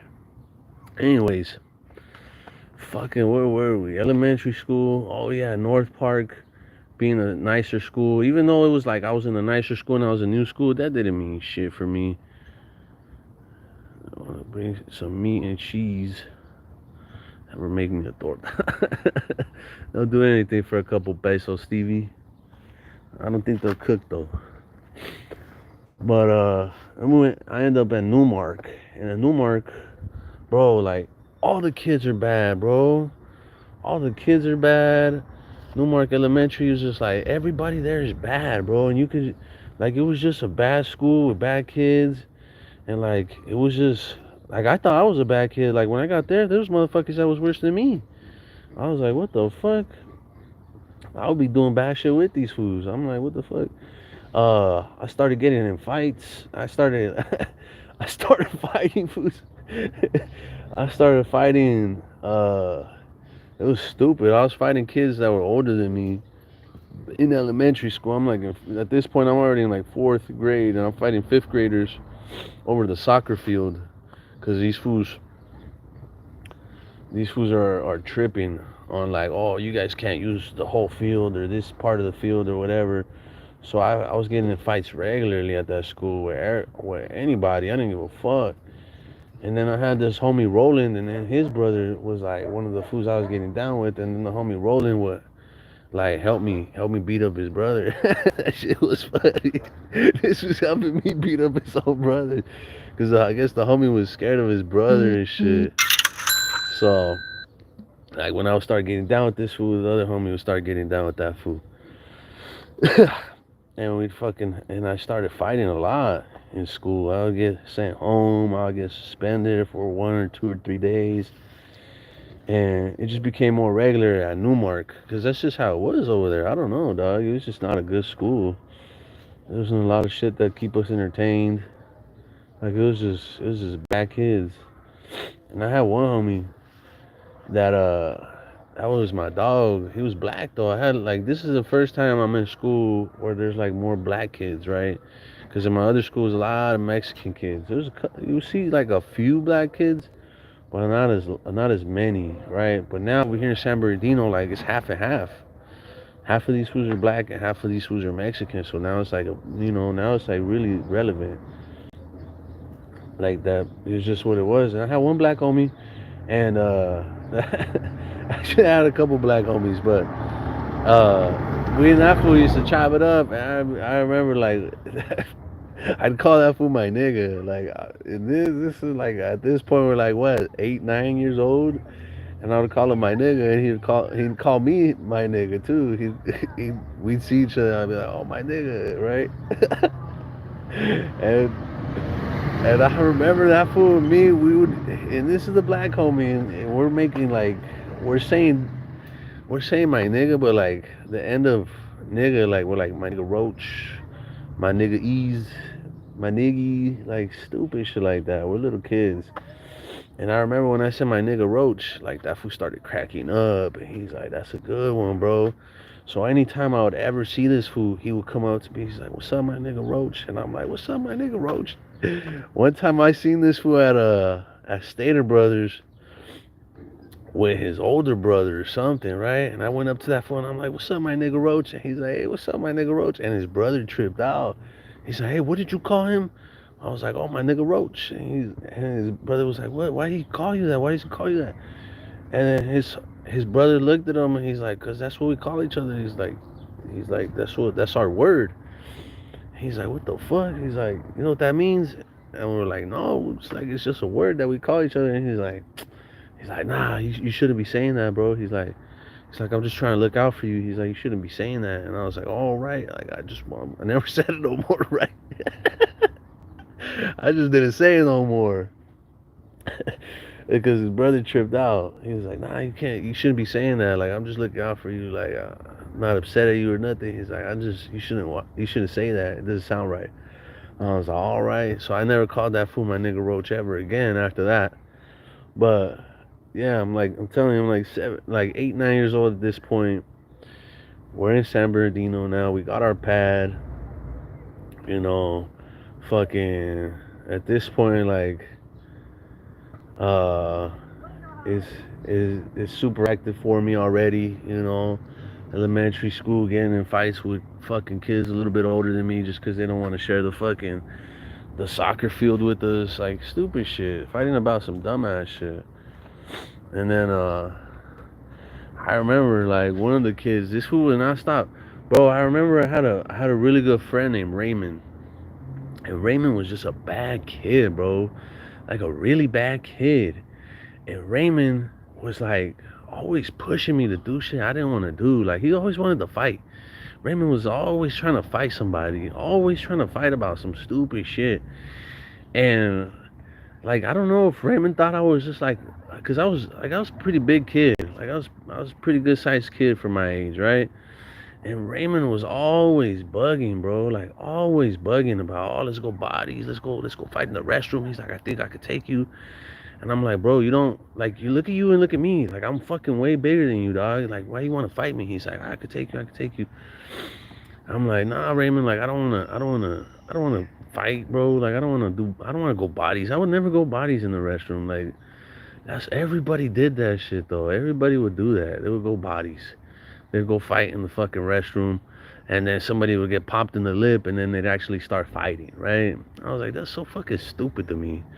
I was like, you guys are fucking retarded. And they would always do that. Like, they would always, I'd get called out. I'd get called out all the time. "Hey, come fight me. Let's go bodies. I'll fucking take you." And I would never do it. Because when I fought, it was for real. Like, when I was fighting, it was like, we're really getting down, right? There's no fucking, I'm not going to hit you in the face. You're not going to hit me. No, fuck that. If you want to fight, like, let's go. Let's get down, right? But one day, Raymond was just bugging me, dog. I'm taking a piss, and this fool comes and kicks me into the stall. And I'm like, "What the fuck, Raymond? I'm gonna fuck you up." And he's like, "Yeah, yeah, like, let's fight." I was like, "Raymond, stop fucking bothering me, bro. Like, I'm not trying to fight you." And he's like, "Let's fight, let's fight." And I was like, "Oh my God, bro." So finally, one day, I don't know what pissed me off that day, but I was like, "Fuck it, Raymond. I'm gonna fuck you up. And this is what you wanted, bro." He's like, "Yeah." He's like, "Let's fucking go." So me and Raymond start getting down.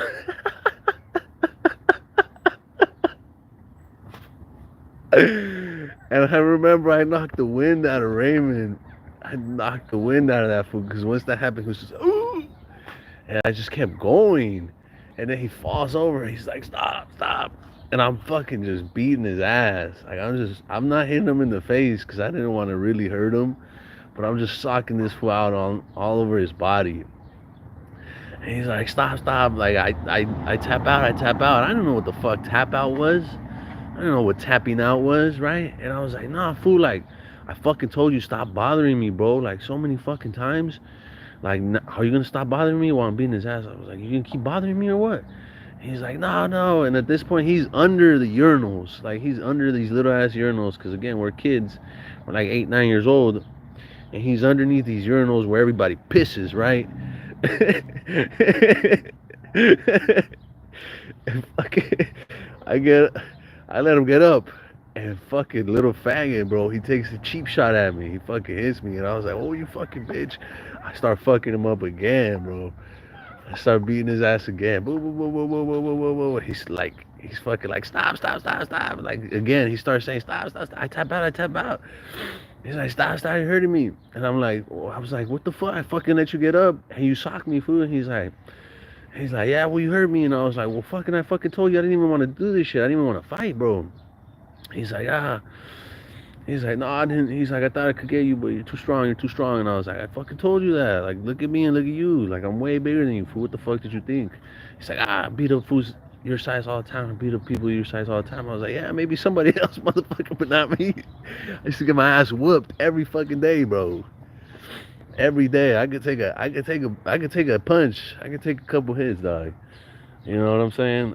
I'm used to this shit.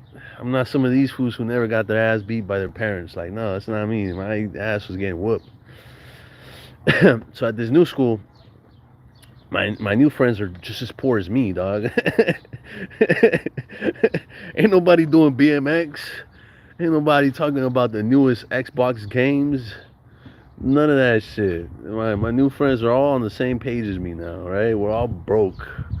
We're all fucking broke ass kids. So fucking but there was still good kids and bad kids, right? Like that's just what kids are. So at this new school at Newmark, fucking I get a new friend. One of my new best friends, Andrew Hill. Alright, so my first best friend was Manuel, and then like Manuel and Raul, and then it was and then it was Caleb in London, or Landon I think was his name, and then Andrew Hill and Raymond were some of my best friends at Newmark, right? And again, I'm still a kid, and fucking Andrew Hill, he was cool. He had some stuff. He didn't have brand new stuff, but he had some stuff. His dad had got him a little pocket, like a little dirt bike. He had a little dirt bike. Yeah, his dad had like a regular sized dirt bike. He knew how to ride his dad's dirt bike. Nah, bro, I got fired, bro. They fired me for some bullshit. Actually, I'm working, dog. I got my little booth set up out here. I'm selling some shit that I got from storage units. You guys, I gotta make videos on the storage units, on this police seizure stuff, where you guys could buy this stuff, where you could sell it, how much you could sell it for. Again, storage units, police seizures, some of the best shit I bought has come from that stuff. So, but that's what I'm doing now, bro. I'm back to hustling. Fuck, I don't need a job, cause they just don't have that good work ethic. I'm a good fucking hustler. I'm a bad employee, dog. I'm not. I'm a fucking hustler. I'll make you some money. You know, I'll get the job done. If you give me a job, I'll get that shit done. I'm a fucking badass, dog. Like, I've learned this about myself, is that when you ask me to do something, I'm gonna get it done. I'm gonna get it done right, and then I'm gonna fucking try and leave early or some shit. Come work with me. I would love to, Stevie. I just don't understand the job. I need to get with you, Stevie. Again, bro, I don't have a job right now, so you can pull up over here. Look for other. Yeah, I got an interview tomorrow, actually, bro. They want to interview me at GMC, but I don't even know if I want to do that. I don't even know if it's worth me, because I got a new hustle. I'm about to start selling some products, some beauty products, actually. And I'm gonna start a little like. No, that's just. Want to start this? But I got this. I'm gonna start selling beauty products, like, cause I know See, I saw this thing the other day. Is the five top selling things, right? Get rich quick schemes to broke people, ways to not lose your money for rich people, youth. I don't know how I could sell youth to old people, but men lust, right? So you gotta, so men you can sell lust to, right? So you, that's why OnlyFans is so fucking. There's a lot of money in OnlyFans for chicks because men lust a lot, and what do women? Women want beauty, bro. Women pay for beauty. So beauty supply, like it's already. I've done all the data analytics that I've had to. I've looked at all the stuff that I possibly can. Logistically speaking, too. Makeup, bro. Have you been to the fucking makeup stores? A little shit this big, 60, $70 for a little fucking tube of makeup like this. And guess what? 60, $70.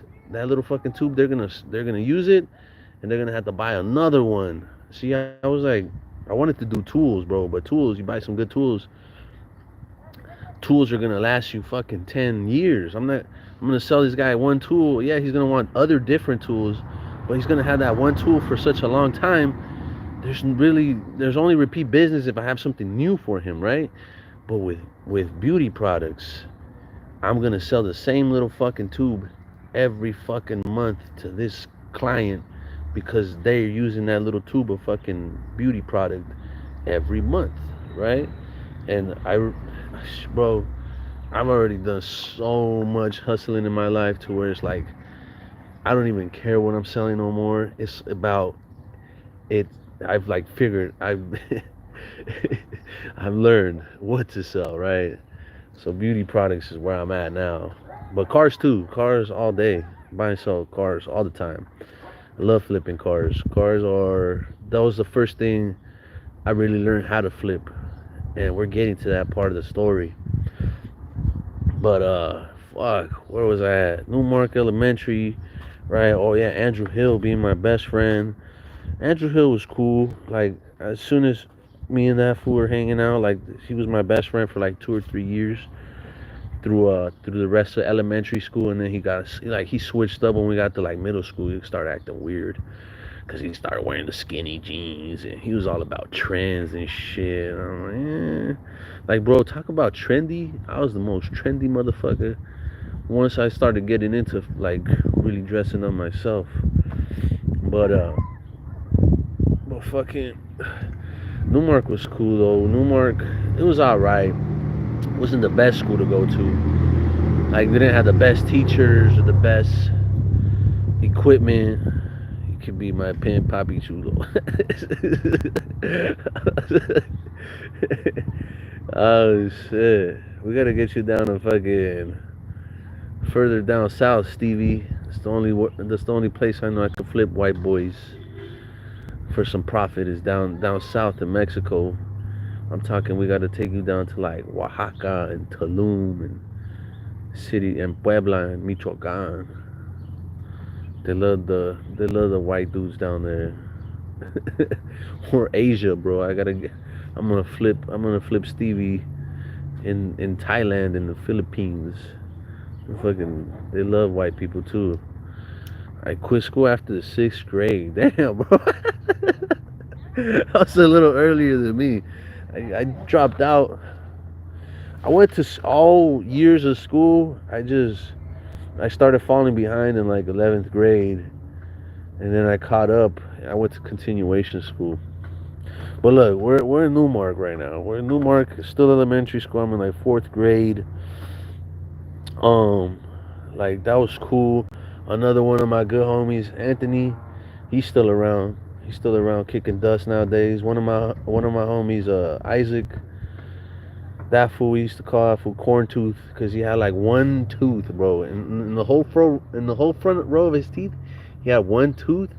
I don't know. I don't remember which exact one, but it stood out more than any other tooth because it was this big yellow tooth. It was just one big yellow tooth he had. We used to call it fool corn tooth. And then that was one of the homies, dog. But then again, all these fools are bad kids, dog. All these fools are bad kids, like never doing nothing good. Always Well, I gave up on learning. It was nothing that you couldn't learn. They're not teaching nothing new in school, Stevie. That's one thing I learned. They ain't teaching nothing new there. They're just teaching a bunch of old shit.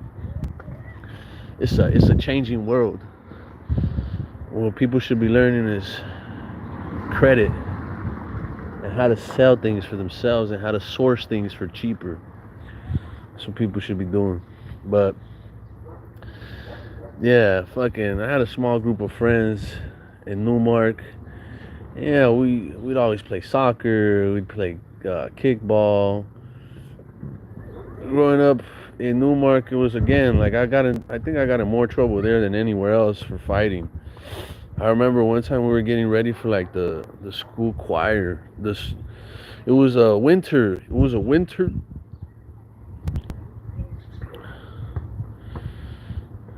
Because of my age.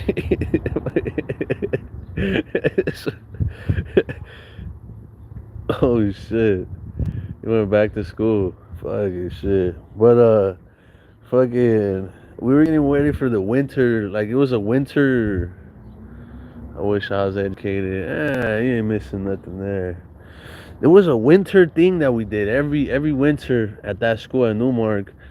My school, we'd go to like a high school, and We'd sing like winter songs like Frosty the Snowman and the Grinch, and it was every winter, right?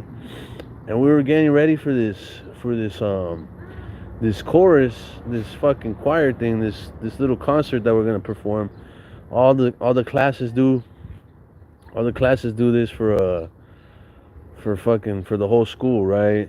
And so we were getting ready. I remember we had like a practice, and again, I didn't like partaking in fuck shit because I already get my ass beat at home. Like there was, I would try to stay away from it, but it would find me. Like the fuck shit would just find me somehow, some way. Fuck shit would always find me, right? So I'm singing, right? There at this point, we're like 8, 9 years old. This is when like open cup, right? Open cup, like oh, and you would just tap somebody on the balls, and you'd be like open cup, and you tap somebody on the balls, boom, or just sock them in the nuts, doof, right? I thought that shit was gay. I didn't even play that shit, right? I'm trying to fucking memorize the words to this Christmas song. We're in class, right? We're in the middle of a class, and the homie gets me. We're like, I'm trying to memorize these lyrics. I'm trying to sing this song, and the homie gets me, and boom, he hits me in the nuts, and I just fall over. Oh, I was like, what the fuck? So I just got that fool back. But I didn't even punch him in the nuts. I just socked that fool in the stomach hard as fuck, too. I just socked that fool. Boom! And he falls over. And he's like, oh. Right? He got the wind knocked out of him. and this is in front of the teacher, dog. And the teacher's like, what the fuck? She's like, what are you guys doing? Da, da, da, da. She's like, send it straight to the principal's office. Boom. And then I'm trying to explain my story, right? And the teacher's fucking stupid ass is like, no, I saw you hit him. And I was like, what the fuck? But I'm trying to tell you that this will hit me in my nuts first when I'm standing there just trying to sing this fucking song. And that's why I punched him. And she's like, oh, well, you shouldn't have punched him. And I was like, why am I not going to punch him? Like, he put his hands on me. And so I socked him in the stomach. And they're like, oh, well, you're both suspended and you can't sing in the fucking in the winter concert or whatever it was, right? And I was like, whatever, I don't give a shit about the fucking winter concert. And then that was actually I had performed in one, I remember, and it was alright. I'm a natural born talent. Like I remember being on that stage and just playing my part, fucking sick as fuck. Like the only time at the fucking winter concert. And then after that, fucking where what else? Where I remember watching the concert from where the parents used to sit. Because again, I performed in the one before, and then the other one I had to sit down and watch. And I remember I had a teacher, Mr. Chevrier. He was this big old fat white dude, like huge, bigger than life. This guy was like to me at the time, I thought this guy was the biggest person I've ever seen in my life. Like, he was fat too. He loved M&Ms. Like this guy loved M&Ms. Like he had so many M&M's things in his classroom, and again, I got into the habit of stealing shit. So I remember I was still stupid shit from school. I stole like 10 of those fucking, what are those books? Those little empty books that you draw in, the little, not a notepad, but I forget what those books are called. You can buy them in like all kinds of colors. They have like a cardboard front, and then it's just writing paper inside, and they got the little spiral thing holding it together. I remember I took like 10 of those, and then my best friend Andrew, he told on me. I remember getting caught, and then hitting me up like, "Hey, like we know you're stealing these textbooks." I think they were textbooks. I don't remember. And then they were like, "How many do you have in your backpack?" And I was like, "Oh fuck!" Like I had just loaded my backpack up. I probably had like 5 of them. And this is after like stealing already. I stole like a bunch of them already. And I don't know why, but I just went and grabbed some more. And this fool told on me, right? And then I get caught. And I was like, the only fucking possible way that I could get caught is because this fool told on me, dog. So I went and asked him. I was like, "Hey, fool, did you tell on me?" He's like, "Yeah, I told because I didn't want to get caught." And I was like, "What the fuck? You gonna get caught for what, faggot? You didn't even steal nothing. Like, what the fuck?" He's like, "Yeah, but I was with you, and blah blah blah." He's like, I had to tell," and I was like, "You're a fucking faggot." But that fool was still my best friend after that. Like that fool was still my homie, right? And fucking, I would hang out at that fool's house a lot. Like I'd always be hanging out at that fool's house. If I wasn't home, we'd be over at that fool's pad. I remember he wasn't. I don't know why, but his parents were weird. They wouldn't let him go to my house. But it wasn't shit to do in my house anyways. Like I didn't have shit. So I was like, yeah, I didn't really care. We'd always be at his house. We'd be riding the little dirt bikes in his big ass yard. In the 7th grade. Mostly for drugs. Holy shit. See, I didn't even get introduced to drugs until high school. But fucking, I used to go to his house and his mom. I remember his mom used to make these like bologna sandwiches. Like my mom never bought bologna. Like I don't know. I think my grandma used to buy bologna, but I hadn't ate bologna in such a long time. His mom would make these bologna sandwiches with like a slice of cheese, American cheese. She put like some mayo and mustard in it, and that shit was smack, bro. I remember the first time I ate one of those sandwiches. I'm like, what is this? This shit is amazing. She's like, what the fuck? It's just bologna and cheese, and I'm like, this shit is fire as fuck. My mom was into eating healthy, bro. Oh my god, my mom was into eating so fucking healthy. I'm talking about fucking vegetables all the time. Fucking, what's it called? Like liver. She'd make us eat liver. Oh, I fucking hated eating liver, bro. Lentils. Like, what fucking 6, 7, 8, 9 year old wants to eat fucking lentils, bro? But she would make it and we'd have to fucking eat it or she'd beat our ass. If I said I didn't want to eat that, she would whoop my fucking ass and like make me forcefully eat something I didn't want to eat. My mom would make us eat like liver and beans. Like, I'd fuck up the beans all day. Give me the beans, give me the rice. I'll fuck that shit up all day long. But she would be like, you have to eat the liver too. And I'm like, oh fuck, I don't want to eat this meat. This meat tastes weird. Like, I don't like it. She would make us eat the liver. And it was like, oh, I hated eating liver. Fried bologna sandwiches. I never tried no fried bologna yet. But I heard that shit smacks. But, fuck. I remember my mom always making us healthy food. My mom was an amazing mom again. She was the best mom I could ever have. The best mom anybody could ask for. But it's just like, I didn't see it that way as a kid, bro. Like, I thought, I was like, why the fuck are we eating these healthy ass food? I can't get no school lunch no more because it's pizza or it's just, and I had asthma. And that's why my mom was always trying to keep me as healthy as possible because I had asthma. I still have asthma now. That shit never went away. But it's like, she just wanted the best for me. And I didn't see it like that. I wanted to be a kid. My mom wanted to be healthy. And my mom wanted me to be obviously very, very healthy and try to feed me healthy things, but I just wanted to be a kid, dog. But fucking, yeah, fucking, she would bring us food to school. Instead of eating the school food again, she would bring us lentils and my uncles. Some of my uncles were there. Uh, her brothers. I remember them foods. I love those foods. Kevin and Angel. I grew up with a lot of different people because our circle was like we had a lot of family and we had like a small circle of friends. And Kevin and Angel, I grew up with these foods my whole life, but they used to live in Rosemead. They used to live in Rosemead, and then they moved to Montclair. And when they moved to Montclair, well, that's when they really started having money. And yeah, I don't know, it was just very noticeable. Like you could tell, they always had the new shit. I would get like a lot of their hand me downs, and like it was like my shit was always hand me downs and used stuff, and like I'd go to their house and they'd have all the brand new. They got the brand new flat TVs. My TV's a fucking little ass TV with a big old humpback on it.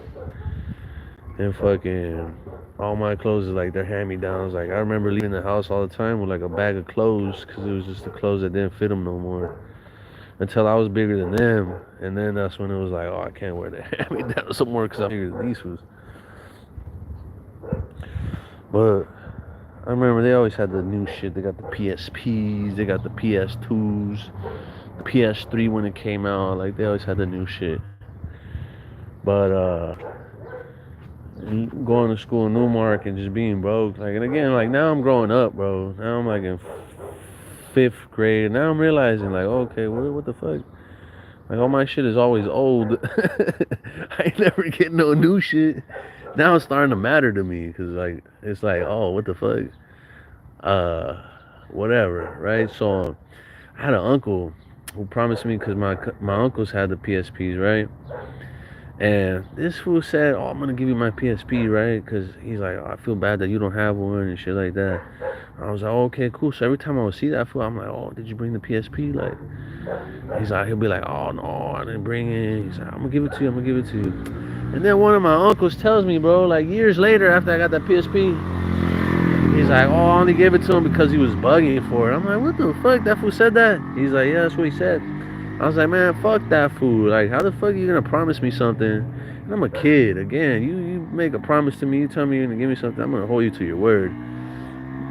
But fuck, dog, I was persistent about that shit.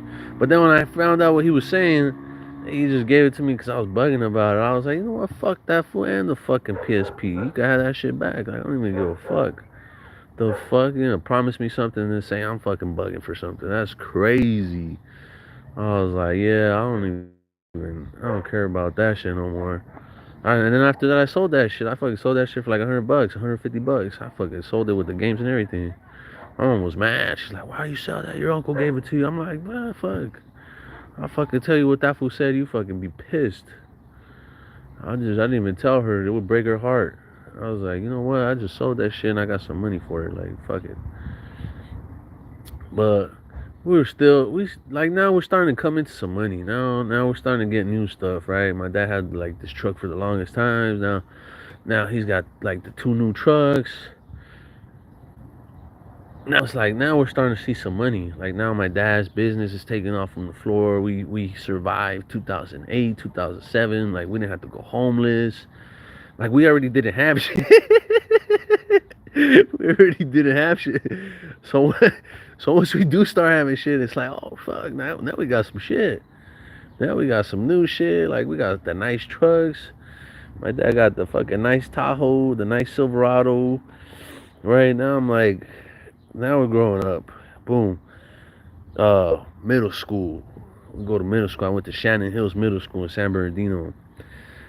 Boom. It's a whole nother animal. Like I thought school was just getting worse for me, dog. Like it was just a fucking war zone. Like it was just all fucking bad. So boom, we start middle school. And now I'm in San Bernardino, and now the only family I'm really seeing, like, again, we go to the parties. We're still going to a lot of parties. I'm seeing all my family. We're all growing up. And I remember I had twin cousins. Ismail and Israel. Ismail and Israel, and they were from LA. They were from LA, so we'd go see them, and they introduced us to graffiti. They introduced me, my cousin Caesar, my cousin Andres to graffiti. Like I fell in love with it. Like I fell in love with graffiti at that very moment when I seen the shit that they had in their black books. They had a gang of graffiti stuff in their black books. And I fell in love with it, and I was like, man, all these drawings are sick as fuck. Like, what the fuck? Like, all these drawings are super sick. And this is middle school now. I'm like 11, 12, right? I'm going into 6th grade. And graffiti and skateboarding, like, it was just what it was. That's like, that was the thing, right? And now skateboarding is big. This is when Robin Big is first coming out. Like, this is when there's so many skateboard brands. You know, you got Toy Machine, you got Spitfire, you have fucking all these skateboard brands are popping off. DC is the shoe to have, like the fat chunky DCs. Those are the fucking shoes to have at this time.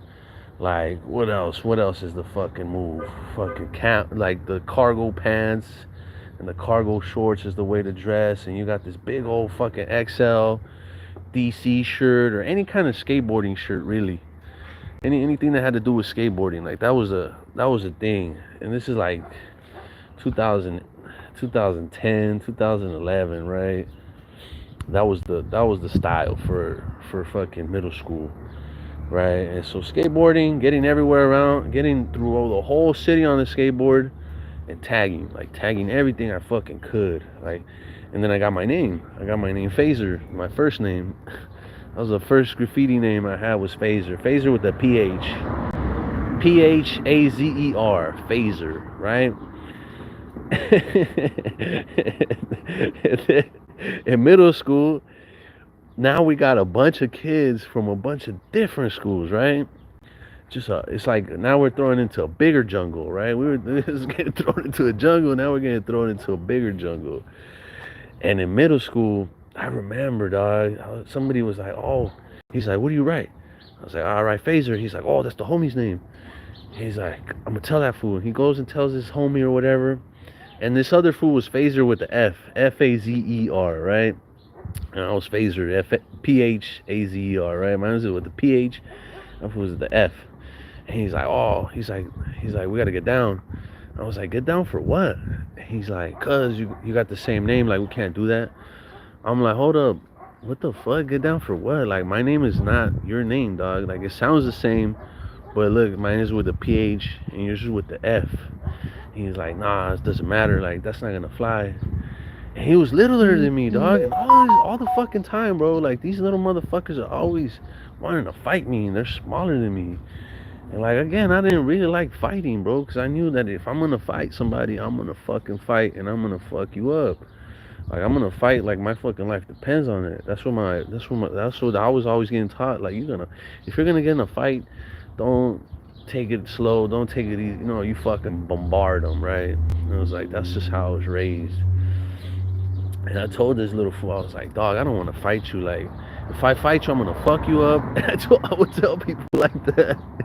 I would tell people, like, if you want to fight me, I'm gonna tell you how this is gonna go. I'm gonna fuck you up, and I'm not gonna stop fucking you up, and you're gonna ask me to stop beating your fucking ass. Like, this is the kind of kid I was growing up to be at this point, right?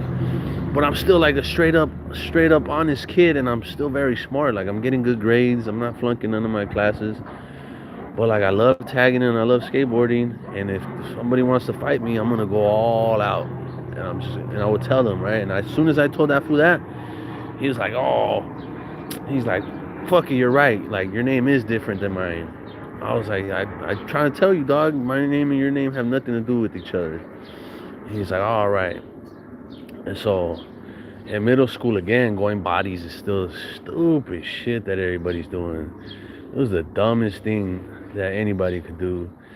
And I really didn't have, like, in middle school, I didn't really have a lot of beefs, because usually everybody that wanted to fight me was like smaller than me. So I remember one time in fucking in PE, in PE, we were, I don't know what we were doing, but this little white boy was tripping. He was just tripping out, and I'm like, bro, you gotta stop. He's like, I gotta stop being weird or something. And he's like, well, he started flipping out, right? And they say he socked me on my head, but I was putting my head down. I was like, oh my God, bro, you don't want to do this. Like, you don't want to do this. And I was like sitting down on the floor, and I was like, you don't want to do this. And he, like, I thought he spit on me because that's what it felt like. I felt like I got spit on. But they say he socked me. And when I got up and I pushed him to the floor, that's when the fucking PE teacher came over, and he's like, hey, why you guys fighting? And I'm like, this fool's fucking bothering me. Like, I think he spit on me. And I'm like touching my head. I'm trying to feel like if there was spit on my head. Nah, that fool didn't spit on me. I guess he had socked me in the head. But it felt like I got spit on. So I fucking pushed him over, and then my teacher was like, "Oh, you guys gotta calm down, right?" And after that, nobody really tested me. Like nobody really tried to press me or push me for anything or push me to fight. And they were just kind of laughing. They were like, "Oh, you got punked by a white boy." And I was like, "What the fuck? How did I get punked?" And they were like, "Oh, because he socked you in the head and you only pushed him down." And I was like, "What the fuck?" By the time I pushed him down, the fucking PE teacher's over here talking about cut it out. So I was like, I don't know. I was like, you fools are tripping. Whatever. I didn't even care. Like I was so into my own shit. I'm into graffiti and skateboarding, and that's all I cared about, right? Uh, I remember like in the beginning of school, like this one girl wanted to be my girlfriend. I didn't even care about girls, dog, at the time. Now I'm like 12, right? I'm like 12, 11. I still didn't care about bitches. Like I was just like, eh. She's like, oh, I want to be your girlfriend. I was like, I don't really care about that shit. I was like, I guess if you want. And she's like, oh, okay. And then we held hands like one time, and then I was like, I was like, I don't really care for this. I was like, this shit's pretty whack. And she had like another boyfriend like the next day, bro. She had fucking another one of the fools, and then they're trying to tell me, oh, he took your girl, and I was like, fool. How could he take something I didn't even want, bro? Like, what the fuck? You guys are tripping. Like, school is weird, bro. I was like, how could he take something that I didn't even want from me, bro? I was like, I gave him that bitch. I said that stupid shit. I was like, I gave him that bitch. And he was like, ah. Right? He's like, oh. And fucking, I just didn't care. I was into my own shit. I was about making money and fucking doing whatever the fuck I wanted to. At this point, I'm like, I'm racking already. I'm already used to stealing. So I start stealing like spray cans. I start stealing spray cans from like garages. Like I don't know why people would leave their garage doors open, and I would just steal spray cans out of their garages. Like I would go into the garages and just steal spray cans, right? Dip out or like a bike. I remember stealing some bikes from from fucking just houses, bro. They would just leave their garage doors open. There'd be a bike in there, some spray paint. I'd take the spray paint and the bike. Or a lot of times I would just take bikes and I would resell them. So I would steal bikes from everywhere, dog. Every time I was walking somewhere, if I saw a bike, I was jumping on that shit. Again, if you guys didn't tap in earlier, my bike had got stolen when I was a kid. So now I'm stealing all these fucking bikes. I don't give a fuck. And I'm selling them. I'm selling them for like 20, 30 bucks, right? And then I would take the money and I'll give it to some of the older homies and I'll tell them like, hey, buy me some paint, right? Like I didn't care about smoking weed or none of that. Like this is what they're getting into now. They're getting into smoking weed. Everybody else around me is getting into smoking weed and doing all this other shit. I just didn't care about that. So all through middle school, like it was just me doing my classes, uh, and fucking just writing, just graffiti and skateboarding. But I was at different skate parks all the time. I would take the bus. I would bust these fucking missions, bro. My parents would be like, "What the fuck? What are you doing? What are you doing? Coming home at 7? 7 o'clock, 6:30. Like school was over like 4 hours ago." I was like, "At the skate park. I'm at the skate park." They're like, "What the fuck? Like, oh, what are you doing at the skate park?" I'm like, "I'm skateboarding." "What the fuck? What are you talking about? What am I doing? Like, what am I gonna be doing at the skate park? I'm skateboarding." And like by this time they already knew I loved graffiti, and they're like, "Oh, you're writing on the walls and shit, and you're writing da da da." And I'm like, doesn't matter. I didn't get caught. And they're like, "It does matter," and blah blah blah. And I get my ass whooped, right? Because I come home with paint on my hands and shit. I get my ass whooped. And I remember that's all I cared about, like in middle school, right? That's all I give a fuck about was graffiti and skateboarding. I was in my own shit. And anybody who did the same, I was hanging out with them doing that. Just that, right? Just graffiti and just fucking skateboarding. And that's all we did. And that's everybody I hung around with. And fuck, I mean I would go right up the wash, I'd go right up fucking anything I could reach and everything. Anything and everything that I could reach, I was riding on, right? Everywhere. And that's all I cared about. Like, again, like I would be skateboarding, post, boom, phaser, bah, fucking window, phaser, fucking just one of those electric boxes, boom, boom, boom, boom, boom, phaser, all around the world. Phaser, everybody knew phaser. Everybody knew phaser. I think my number was like 48. Phaser 48, right? And I'll write 48, boom, at the end of my fucking thing. Phaser 48, Phaser 48. Oh, and then I changed it. And then I went to phase 3K, right? Cause once I started learning like all what my name went, cause my uncle gave me the name. I didn't even come up with my own name. My uncle gave me the name, Phaser. And then I was like, fuck it. Like I wrote phaser everywhere already, so I'm like, fuck, I need a new name, or I need to go into like the next level. So I was like, fuck it, phase 3K, right? Phase 3000. I was like, yeah, that's right, phase 3000. And I started writing phase 3000 everywhere, phase 3K, phase 3K, phase 3K, and that was my name. And then again, these qualities of me just being into my own shit and not caring about nothing, they followed me into high school. Like middle school, fuck. Again, I my best friend at the time. Oh, I remember I had another best friend, Eric Bravo. Eric Bravo was cool.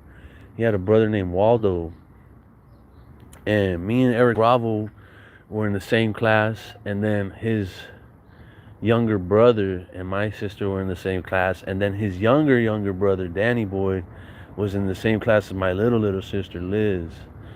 And they were so our families were like, we just all knew each other. So my mom was really cool with his mom. And Eric's dad, Eric was a spitting image of his dad, bro. Eric looked just like his fucking dad. And I remember going to Eric's house, and Eric had a little house. Eric, damn, actually, yeah, I remember that. Eric had a little fucking house. Uh, they were they just had a small house, but it was right around the corner from my house. But they didn't care about that shit. That shit didn't matter when we were kids. Like living in a small pad and all that. But I just remember that they only had like 2 rooms and it was a small pad. And I remember going to Eric's house and like I would push Eric to do stupid shit with me, and he would get in trouble for it. And he'd get his ass whooped. But his mom and my mom got along so good that she just would let him hang out with me. Like she wouldn't mind that I'd go over to the house and shit. But well, we used to play like the GameCube. We used to play Super Smash Brothers all the time on the GameCube. That shit was cool. And then in middle school, like Eric went to a different school, and Andrew Hill went to the same middle school as me. But at this point, Andrew Hill's weird, bro. Like he just cares about fashion and trending stuff, and he's like wearing skinny jeans, and I'm like, why are you wearing those pants, bro? They're too tight. He's like, nah, this is what it's about, and blah blah blah. And why are you wearing baggy clothes? And I'm like, what the fuck are you talking about, bro? Like this shit is comfortable.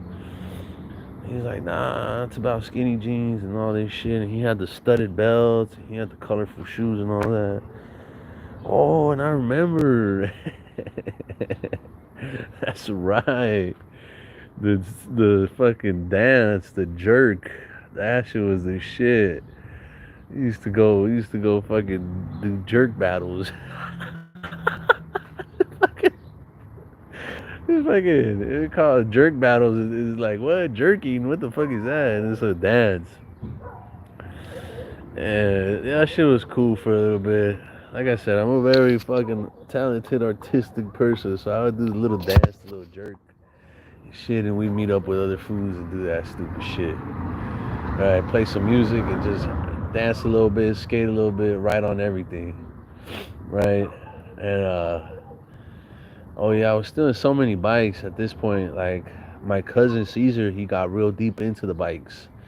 Like he's loving the bikes, right? So he's figuring out, oh fuck, all these different bikes, like they have different parts, right? You got the Fit bike code, you got the S&M or some shit like that.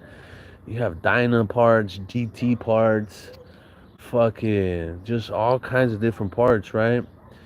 And my cousin Caesar really got into it, like into breaking down the bikes and like selling them and building them up with parts. And so, I would get a couple bikes, and this fool and me, we would pull them apart, and we'd sell like the sprockets. We'd sell the back tires with the fucking sprockets. Uh, we'd have a bunch of different bikes, a bunch of different handlebars. Like my garage looked like a chop shop for bikes, bro. It was it was bad. And then my dad, he went in there one day. He's like, "Where the fuck? Where'd you get all this shit from?" He's like, I didn't buy you none of this shit." And I'm like, "Oh fuck!" Like, it's just from different bikes that I've had and all this. And he's like, "Yeah, where do you get the bikes?" And I'll be like, my friends gave them to me." And they'll be like, "Yeah, they gave you this much fucking shit." And I'll have like, like, I have like 10 different bike frames, like 8 different fucking handlebars. I had a gang of shit. He's like, "Yeah, your friends gave you all this." Like, what the fuck? But me and Caesar, we would put bikes together and we'd go riding a lot. And like BMX too, BMX, skateboarding, it was just the shit. It was just what we really like to do. We would always be out and about. Like in San Bernardino, you got a lot of different trails. You got a lot of dirt trails in San Bernardino. And there's a lot of places where you can fucking tag in San Bernardino, downtown. You got a lot of different washes that you could go to if you want to drop a sick ass piece, or if you're just dropping bombs all through downtown. Like everybody knew my name. Not everybody knew who I was, but everybody knew my name. Like if I told them like, "Oh yeah, I'm Phase 3K," "Oh yeah, I seen that shit," or Phaser, "Oh yeah, I seen that shit." There was a couple. I met a bunch of writers too. I met writers from like all kinds of different crews. Fuck, I can't even go to how many different fucking crews I ran into. But I got pressed a couple times. But like I will say I got pressed, but I will hold my own. I was holding my own. Like I'll be like, "Yeah, I write, but what? Like I'm a wonder. Like I just write on my own. Like I'm not part of no crew or nothing." And they'll be like, "Oh yeah, you got some paint." I'll be like, "Yeah, I got some paint. Why? What?" "Oh well, fuck it. Like let us get some paint." I was like, "Nah, fuck that. I'm not giving you nothing. Like if you guys want to buy some paint, I'll sell you some paint. They're not gonna take nothing from me, and I'm not gonna give it to you either." This is like a 12. This is like a 12, 13-year-old kid now, in middle school and shit. And I'm doing all this stuff. Fucking stealing paint, buying paint, stealing bikes, fucking selling bike parts and shit. And then we get into high school. That's when shit really starts like popping off for me. When we got into high school, like that's when we really started. Uh, my uncle at this time, like middle school, my uncle out here, he's living over there before he got deported. He's buying and selling cars, right? He's buying and selling cars, and he would send me up to the house. He'll be like, "Hey," he'll call me up on my phone. I remember I had a phone. I had one of them like slide up phones. Like the phone used to slide upwards, and then I'd have a keyboard, on my phone, and I'll text like that. And my uncle would hit me up, and he'll be like, "Hey, go to my house." And I'll be like, "I'm doing some shit." He'll be like, "Go to my house right now," and I'll be like, "All right, I'll be over there." Fucking, I'll go to his house. He'll be like, "There's somebody that's gonna show up to buy this or that car, or whatever car it was, right?" And he'll tell me, and then he'll be like, "The title's right here, or the paperwork is right here. Read it, make sure it says the name of the car or whatever, and then they're gonna give you this much money, and you're gonna give them that paperwork, and that's it." And I was like, "Oh, and that's it?" He's like, "Yeah, and then you're gonna put the money away here, and then just go home." And I was like, "All right." So I'll go to my uncle's house, on my bike, on my skateboard, pull up. He's fucking, he's he's uh, he's not there, so I'm meeting up with the people, right? I'm like 14, 13 years old, and these are like 20 something, 30 something, 40-year-old something people that are meeting up with me. And they're like, oh, who are you? And I'm like, oh, I'm Jerry. Like, what's up? And they're like, yeah, well, we're here to see Camilo or Martin or Milo or some shit. My uncle always had a different fucking name. And he was like, and they'll be like, oh, well, we're here to see this vehicle or whatever. And I'm like, yeah, he sent me over here. So then we'll grab the keys and I'll fucking start up these vehicles for them, right? I'll go on test drives with these people. I'm fucking 13, 14 years old, bro, going on fucking test drives with complete strangers, bro. Thinking that shit is normal. My uncle told me it's all right. Like, that shit's normal, right? Fucking, I could have got kidnapped, bro. But the way I held myself and just the way I went about shit, like, people would not be like that weird with me, right? So fucking, we'd get back from the test drive and I'd be like, so are you gonna buy it or what? And they'll be like, yeah, but I don't want to pay this much for it. And I'll be like, oh, I can't, I don't know. And they'll be like, oh, well, I'll give you this much money, right? To me, it was a gang of fucking money every time. If it was $2,000, if it was $2,500, if it was 24, 3,000, whatever amount of cash it was, to me, it was always a lot of money, right? And they would be like, oh, well, I'll give you this much, right? My uncle said, oh, they're gonna give you $2,500, 2,500, and the people would be like, oh, well, we'll give you $2,000, and I'll be like, oh, well, I don't know, and then they'll be like, yeah, we'll give you $2,000, and you just tell your uncle, and I'll be like, nah, I'm gonna call him right now, and they'll be like, you don't have to call him, like, he said that it was okay, and I was like, oh, well, I have to call him. And they'll be like, nah, you don't have to call him. And I'll be like, yeah, I got to call him. So I'll call my uncle up. I'll be like, hey, they said they're going to give me 2,000, that you said it's okay. I remember this one particular situation. And, and they lied, right? They lied. And then I was like, he wants to talk to you. And they were like, he wants to talk to us. I'm like, yeah, he wants to talk to you. I gave him the phone and I could hear my uncle like yelling. Right? And they're like, what? They were like, oh, yeah, well, we didn't know. And then they were like, no. And he told them he wasn't going to sell them the car no more. Like, no, you guys can go. You guys can go home now. Like, I'm not going to sell you the car. And then he hung up. And then they gave me back my phone. And they were like, oh, we'll just give you the $2,500. And then I called him back and I was like, oh, they're just going to give me 25. And he's like, no, fuck that. Don't sell him the car. Tell him to go home. And then he hangs up. And then he calls me back and he's like, all right, tell him that you'll sell him the car, but they're going to have to pay 26 now. And I was like, all right.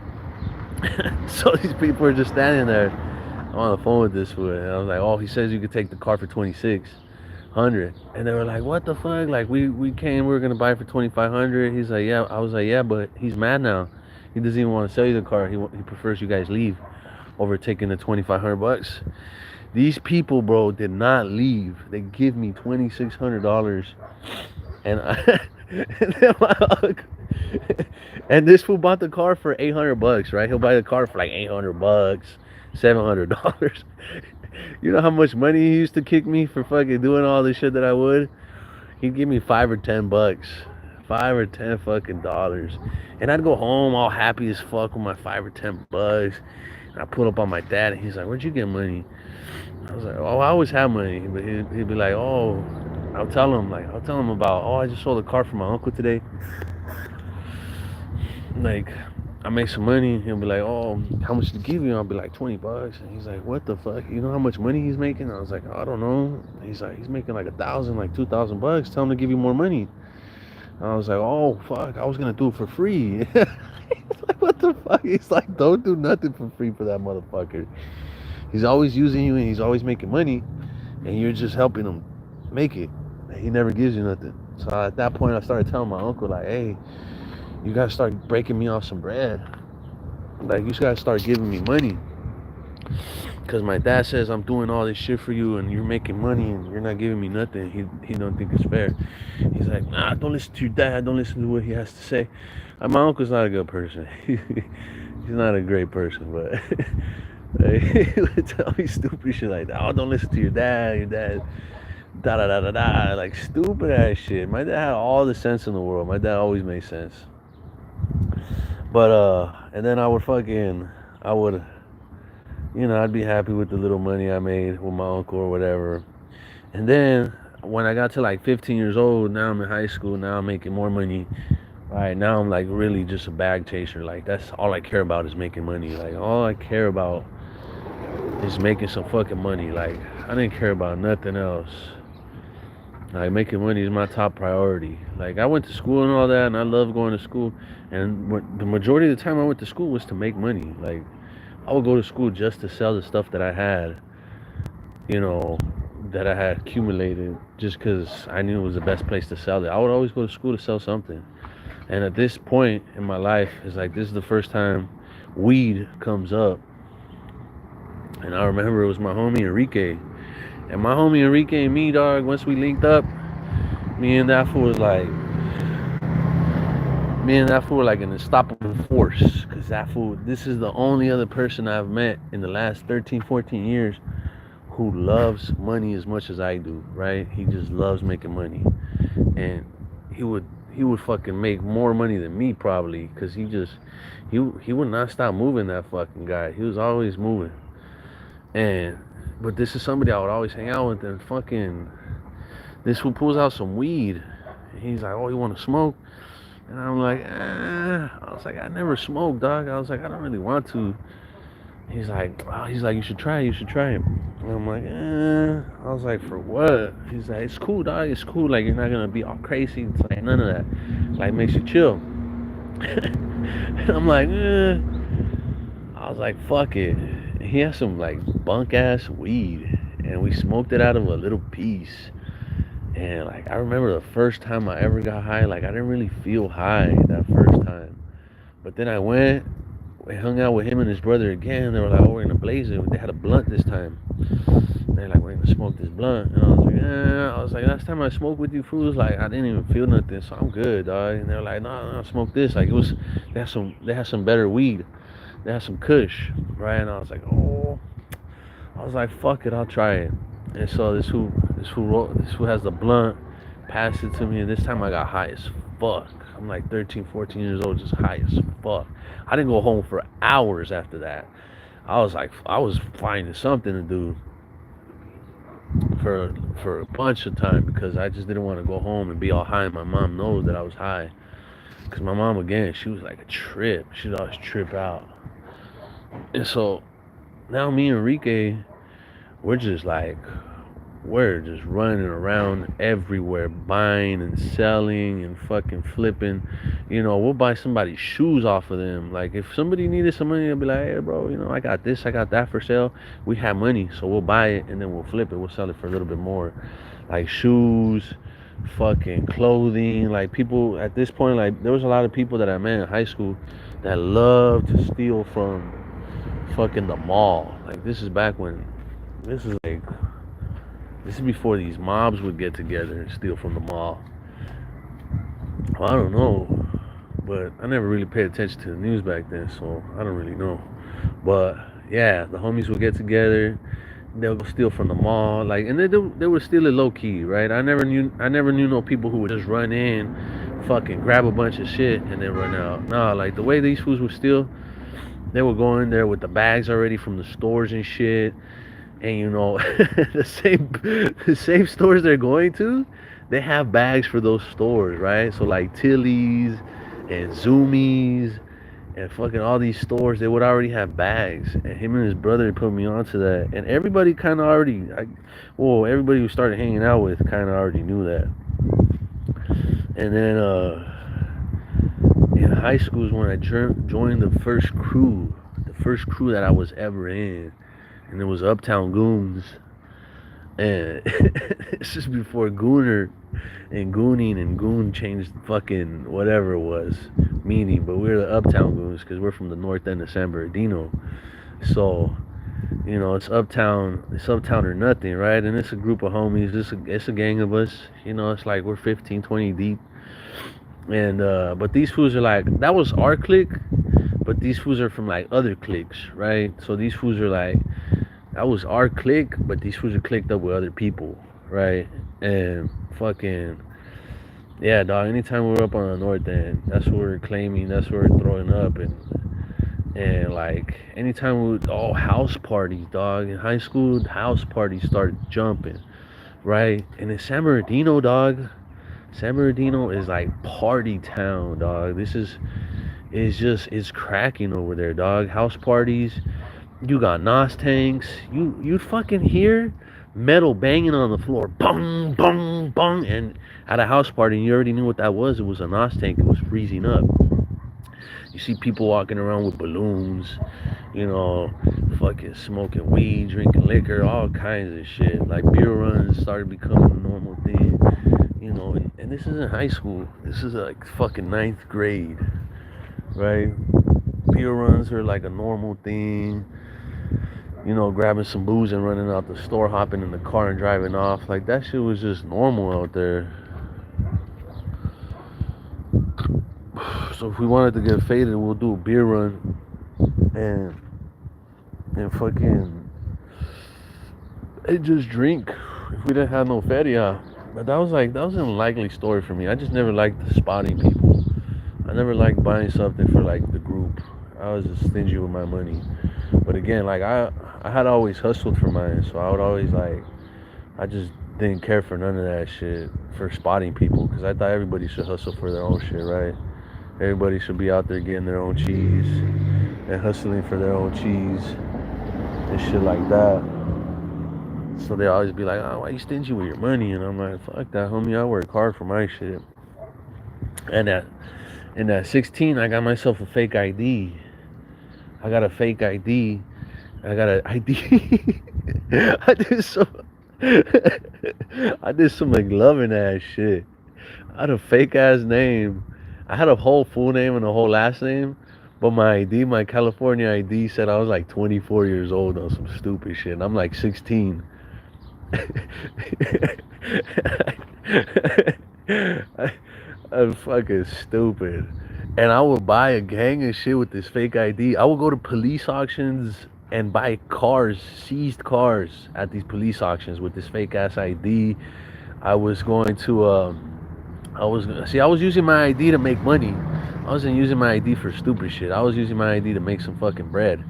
I would use my ID to go to tow yard auctions and buy a car from a tow yard, and like I'm the only like I don't want to say I'm the only kid doing this at the time, but I'm the only kid I know doing this. Right, I'm the only one that I know of with the fake ID.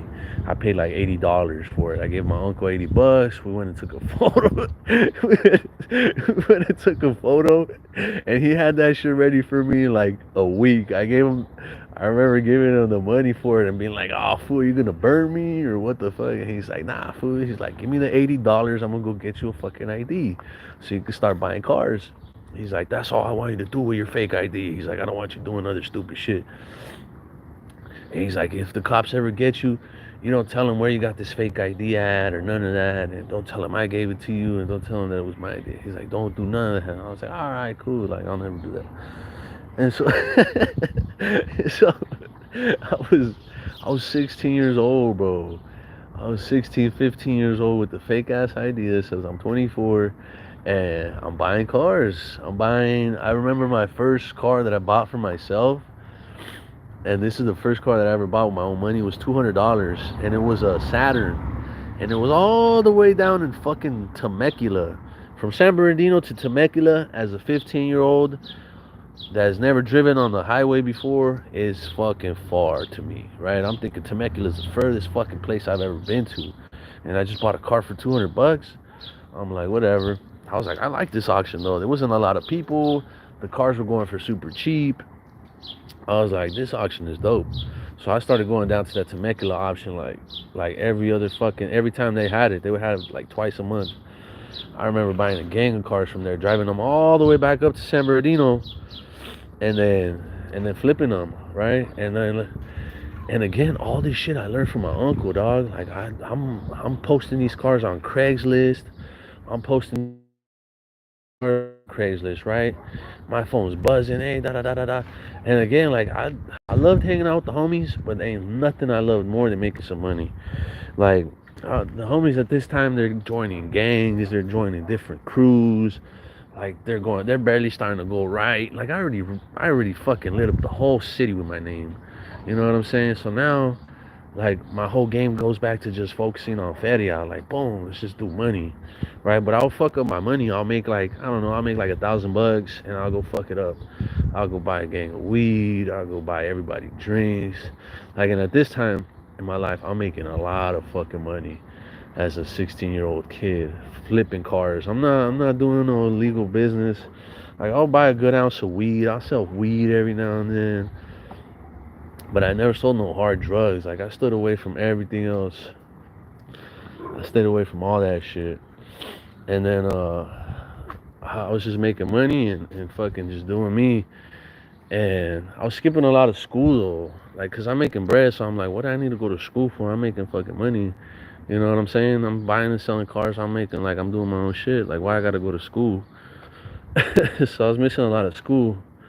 So my mom kicks me out to go live with my grandma. She's like, oh yeah, San Bernardino's just rotting you. Like, I don't want you to do this to yourself. You gotta go to school and you gotta pay attention and all this shit. And I'm like, I pay attention and I go to school, mom. Like, I got good grades.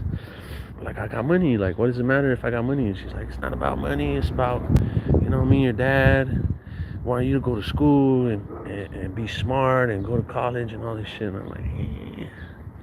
Like, I'm already making $1,000 off a car. I would buy a car for $600, $700, $8.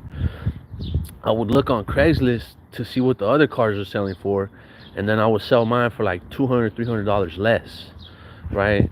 And then I would just fucking, I would make $1,500, $2,000 just like that, the snap of the fucking fingers. Boom! I put the cars up on Craigslist. My phone is blowing up. My phone is blowing up. Boom, boom. So my mom kicks me out the house, and I'm forced to go live with my grandma. And that didn't really stop nothing. Like, it didn't really stop no motion for me. It was kind of just like I was just in a different school around different people, and then, like, I was forced. My grandma would force me to go to school. She'd be like, "You motherfucker, you're not gonna move over here and do the same shit you're doing over there. Like, you're gonna go to school here." And I was like, "All right," and I would go to school for like to the whole school day. I'd go to all my classes. Like, when I moved to my grandma's house, like, this is the first time.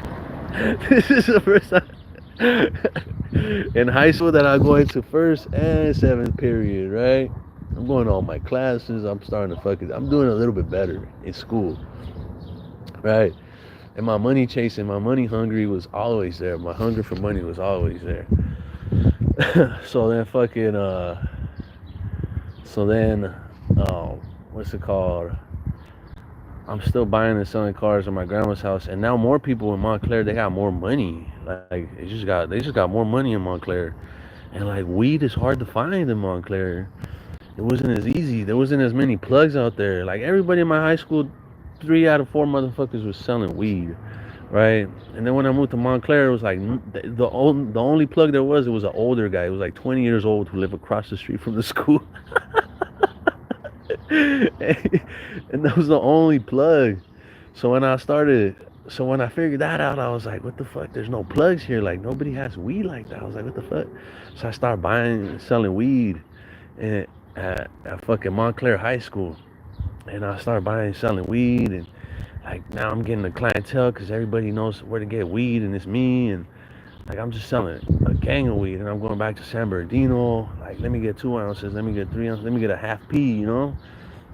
And they'll be like, what the fuck, like, why do you need a half P? I'm like, I just need it, dog. I'm fucking slanging weed. They're like, you're slanging weed like that out there? That's crazy. Like, everybody's the plug out here. I'm like, I know. San Bernardino's fucking flooded with weed.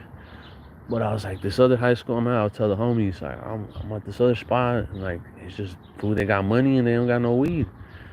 And be like, damn, it's cracking. So I'll go buy like a half pound of weed. I'll go back to my grandma's house. I'm flipping weed at school, and my uncles are still there, so I gotta do this shit on the low, cause my uncles are the way they dress and everything. They dress like street cats, the baggy Levi's and all that, but they were more squares. Like, they weren't really as money hungry as me, as into money chasing and shit like that. They just weren't about that. And they just didn't really like smoking weed. Like, they just didn't like that stuff. So when they would catch me doing it, They'll be like, "Oh, what the fuck are you doing?" Like I would get scolded, for doing shit. These are my older uncles, and they're like 18, 19, or 17 and 18 or some shit like that.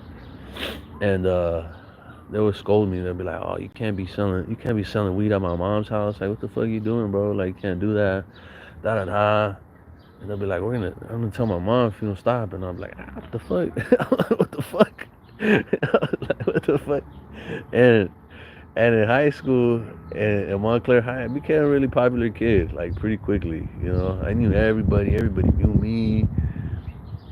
I knew a lot of people, and there wasn't no house parties in Montclair like there was in San Bernardino. There just wasn't no house parties like that. So fucking, there was not a lot of house parties that we would go to in Montclair, and fucking, and if like a lot of the shit I was bringing over there, like when uh when we did start going to house parties, when I got some new homies, like at first I had to. I was loud, bro. I was a loud kid. I was like, I'm here and I'm here to stay and I'm here to make a name for myself. And like one of the homies called me out. He's like, "Hey, fool." He's like, "Where you from?" And I'm like, "I'm from San Bernardino. Why? What's up?" And he was like, "Oh, well, this is so and so from Diamond Life." And I was like, "Okay." I was like, "Whatever, dog." I was like, "Well, I was cracking." He's like, "Nothing. Just so you know." And I'm like, "All right." And like I got a kind of like a bad taste, on my tongue from that. And I was like, like this would hit me up like that. But then I had some more homies that came from different different schools themselves. They also moved out to Montclair, and I linked up with the homie Caesar. The homie Caesar was with the business, but the homie Caesar didn't know how to get the business. Like he couldn't. I don't know. He didn't have what I had figured out already a long time ago, and that was buying and selling, right? So I started kind of putting the homie on, but he never really picked it up. He was more into like homie Caesar was all about the bitches. That fool loved the bitches. And like, don't get me wrong, I liked them too already at the time, but it wasn't my focus, dog. My whole focus was getting to the money, getting to the paper. Like, let's get paid. And then yeah, I really couldn't buy and sell cars at my grandma's house because she didn't like the cars that I would get because they would look like beaters, and she'd be like, "Oh, you can't have that parked out in front of my house. Like, they're gonna give us a ticket and shit and all this stuff." So my grandma would always put these rules on me, so I couldn't sell cars at her house. So I was like, whatever. I was like, you know what? So I stopped buying and selling cars for a while, and I was just buying and selling everything else. I'll go to San Bernardino. I'll buy a bunch of clothes. Again, the homies are out there in San Bernardino stealing clothes like crazy, bro. I buy a bunch of clothes and I bring it back and I fence it over here in Montclair. I'd fence it in Montclair and I'd sell it there and fucking go to school, sell weed, sell clothes. Like everybody knew me. I had all kinds of shit. I always had money. Like, and once I started hanging out with the other homies, went to this house party one time. And again, I'm selling weed, so I always got some weed on me. And we were there chilling, and like one the the homie Chris at the time, he's not my boy. He's the fool that banged on me. He comes through, and he's like, the homie Caesar's like, "Oh, this fool wants to buy some weed. He's got some cash. He'll buy the weed from me." And I was like, "All right, fuck it. Like, I'll sling this for some weed." So I sold him like at the time it was like $10 a gram I was charging. So I sold him some weed, and he fucking, after that we were cool. After that, me and him were bros. After that, it was like, oh yeah, these are the other homies. He introduced me to like a whole bigger crowd of people, older people too, because this was like a year above my grade. And so he starts introducing me to all these other people that are older than me. And I'm just hanging out now. I'm in Montclair hanging out, selling weed, selling clothes, still just doing my thing, just still running around, causing a ruckus, not giving a fuck. Just doing that. Then I started skipping school again.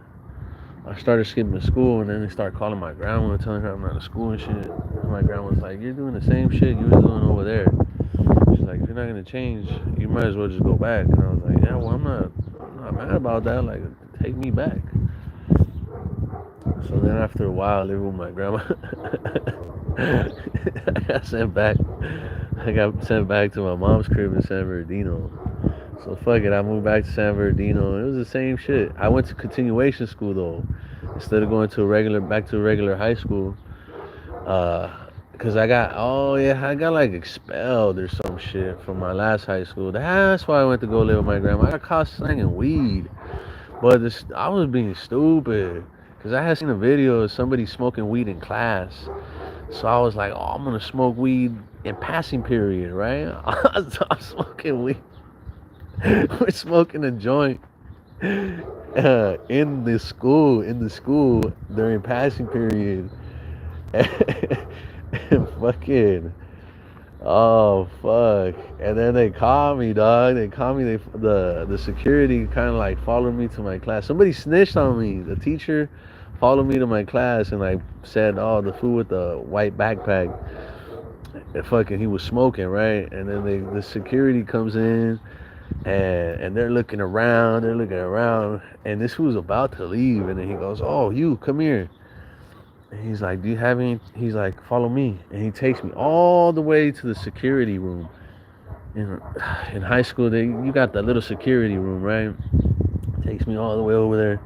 He's looking for anything he could find, right?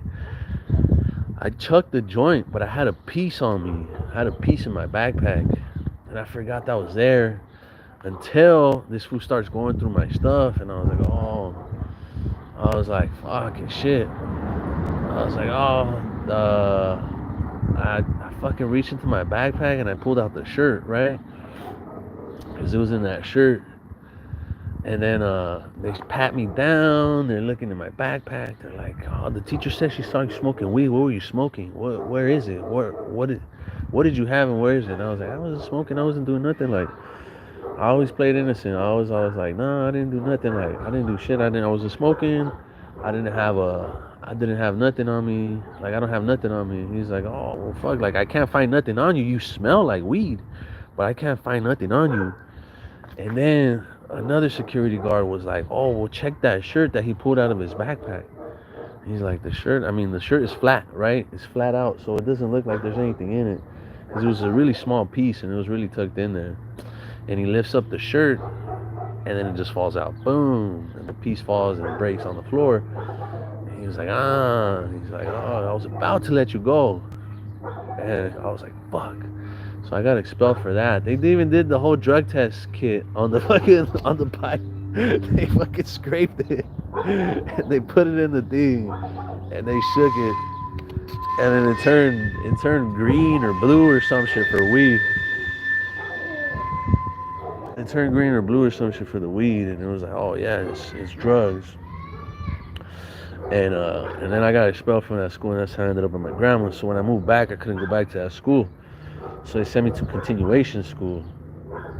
And in continuation school, I had more liberty, and it was easier for me because I would only have to go for like 2 or 3 hours a day.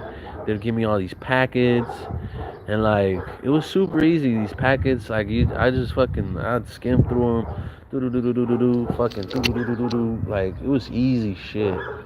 School was fucking too easy for me. That's why I couldn't do it. Like it was just easy and it was just boring. And that's like, I guess that's my problem, is I don't like easy, boring things. So, but then I started this continuation school, and it was perfect for me. But I thought only bad kids went there, and I was like, oh fuck. I'm like, there's no way I'm a bad kid. Like, I'm a smart person. There's no way I'm a bad kid. Like, I don't do some of the bad shit some people do, like stupid shit. But I was like, at the same time, I kind of do. So I was like, whatever. So back in San Bernardino, I'm still doing the same thing. I'm still fucking. I stopped selling weed though, because weed was just everywhere in San Bernardino. So what I start selling coke. I start selling coke. Like, it's just something I couldn't find and something people were looking for. So I just started selling coke. I didn't really like it. I didn't really like the people that would hit me up for it. At what time they would hit me up for it. Like, it wasn't really my thing. But it was just money. Like I was just money hungry all the time. So I was like, yeah, fuck it. I'm buying and selling cars. I'm buying and selling some yayo, and I'm going to continuation school. And how I would get to school is I would take the city bus. I'd take the city bus to school. And my mom would tell me, she's like, I'll give you a ride if you want. And I'll be like, okay, she'll give me a ride. And then like, if I was late, or because I had to be there at a certain time or whatever, she's like, oh, she couldn't give me a ride. She'd tell me like, oh, take the bus. And I'd be like, ah. She's like, you have money, take the bus. So I'll take the bus to school, and I'll go to school for like my 2-3 hours, and then I'd go somewhere. I'd go link up with the homie somewhere. I chilled at a lot of traps, bro. I chilled at a lot of different traps. And we would just post up there like it was nothing, you know. And I'm still doing my school stuff. I got my permit. Out the school. I got caught one time for graffiti. I was dropping me and Caesar, my cousin, we were dropping a bomb up by like on the north end at the wash. We were riding, and we had just fucking finished riding. And I had to drop a deuce when we were getting up there. I was like, fuck, I gotta go to the bathroom. He's like, oh fuck. I was like, oh fuck it, I'm gonna just take a shit. I drop a fat deuce in the wash. And then fucking I used my sock. I was like, I can't go no wipe, bro. I can't go with no wipe. I was gotta use something, so I used my sock. So back from the mission, I'm walking back with one sock, right? And then fuck, it was the stupidest shit that could ever happen. As soon as we get out of the wash, a cop pulls up and stops right in front of us. And then Caesar's like, oh fuck, I'm gonna run. And I was like, oh fuck, go. So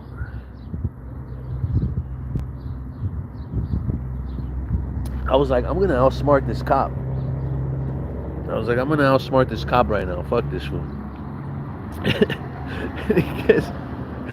he gets off of his car, and he's like, what are you guys doing? We're dressed in all black, all stupid. And I told Caesar, you can run, dog, but I'm about to outsmart this fool right now. He's like, yeah, you can. And I was like, yeah, watch.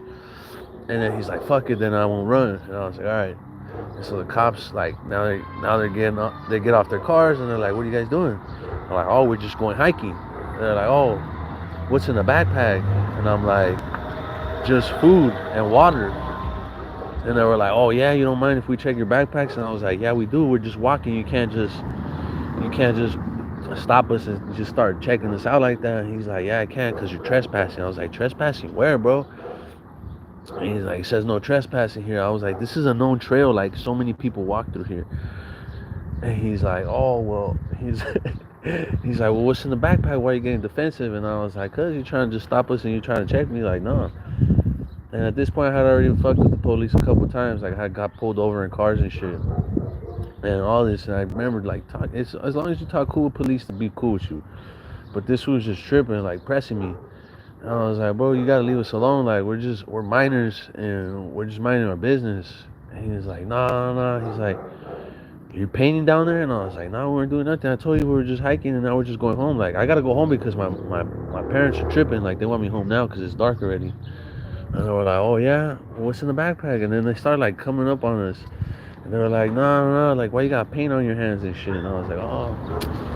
I was like, just cause we found some paint up there and we're messing with it. And he's like, oh yeah? I was like, yeah. And then he's like, no. He's like, stop. He's like, take your backpack off. And I was like, what are you guys, like, you guys are bothering me. You guys are harassing me. And they're like, no, you're trespassing. You're doing something illegal. Like, we're not bothering you. We're just doing our job. And I was like, oh, these guys right here, they come out, they're selling peanuts.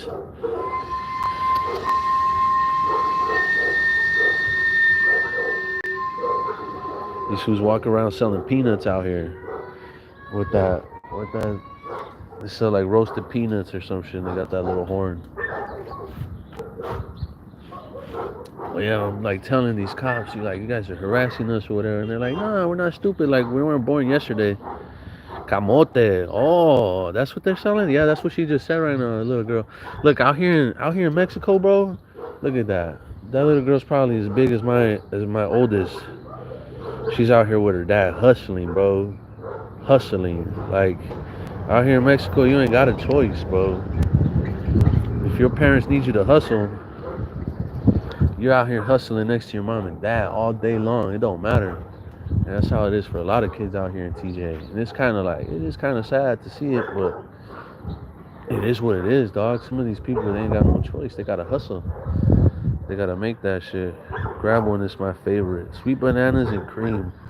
I'm gonna have to pass on it this time, Stevie. But I'm gonna ask them what they got next time, and we'll see what's up.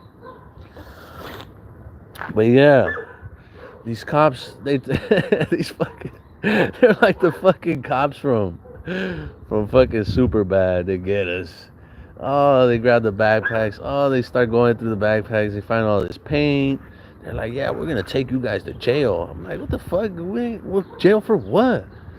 They're like, you guys are doing graffiti and this is breaking the law and we're gonna take you guys in. And I was like, man, whatever. I went to jail, bro.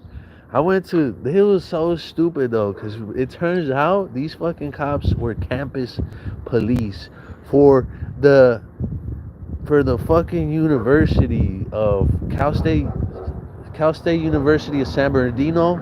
These are the campus police that stopped us, bro. And they took us to the campus police station. We went to jail.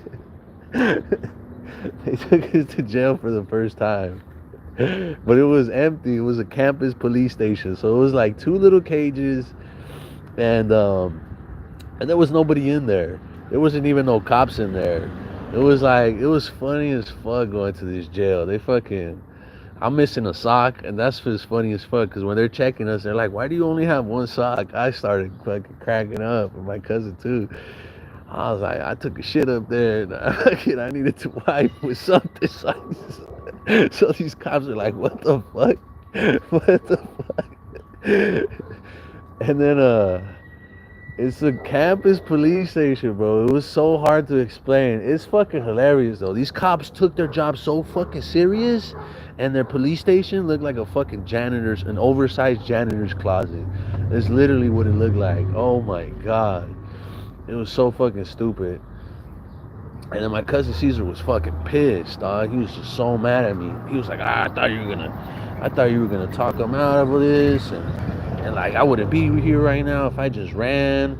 And I was like, fool, I gave you the choice, dog. I told you could either run or you could post up with me and I'll fucking try to talk us out of this. I didn't know it was gonna go down like that though. And he was like, he was just so mad at me, fool. But he was so mad at me because my tia, he respected my tia a lot. He always respected my tia. So that's what he was scared of. He was scared of, getting my tia in trouble and making her upset. They're just riding around with a flat ass tire. That's how it be out here though. I'm motherfucking riding around till the wheels fall off. But because of this incident, I had probation, and then I remember the judge told me, she's like, oh, you're not gonna get your license until you're 21. And I was like, what the fuck? I was like, for what? For writing? She's like, yeah. I was like, I didn't even do that much damage or nothing, bro. When they fucking figured out my name, dog, I'm talking, they had a folder this thick from the DA's office, a folder this fucking fat of just all the fucking taggings, all the bombs I ever dropped, all the fucking everything. What's up, Adam? Thank you for tapping in, bro. Hey, Chronicles of a G Part 1, dog. This whole fucking life has been about my uprising as a kid. And how I came to be a motherfucking boss. I'm talking, the paper was this. Not yet. Hey, we got a baby Lambo. What is this? It's the Audi A3, but it's the 3.2 Quattro. Adam, you know about this. You're from the UK. You guys like German cars, Volkswagen and Audi. You guys like the Golf R and the Sirocco. Adam, do you guys have Siroccos over there? The part that you're from, the little 2 doors Siroccos. They're like the GTIs. They're just cut super low. I'm gonna send you some money so you can buy me one. I'm gonna send you some money so you can buy me a Sirocco. No, they don't have Siroccos over there.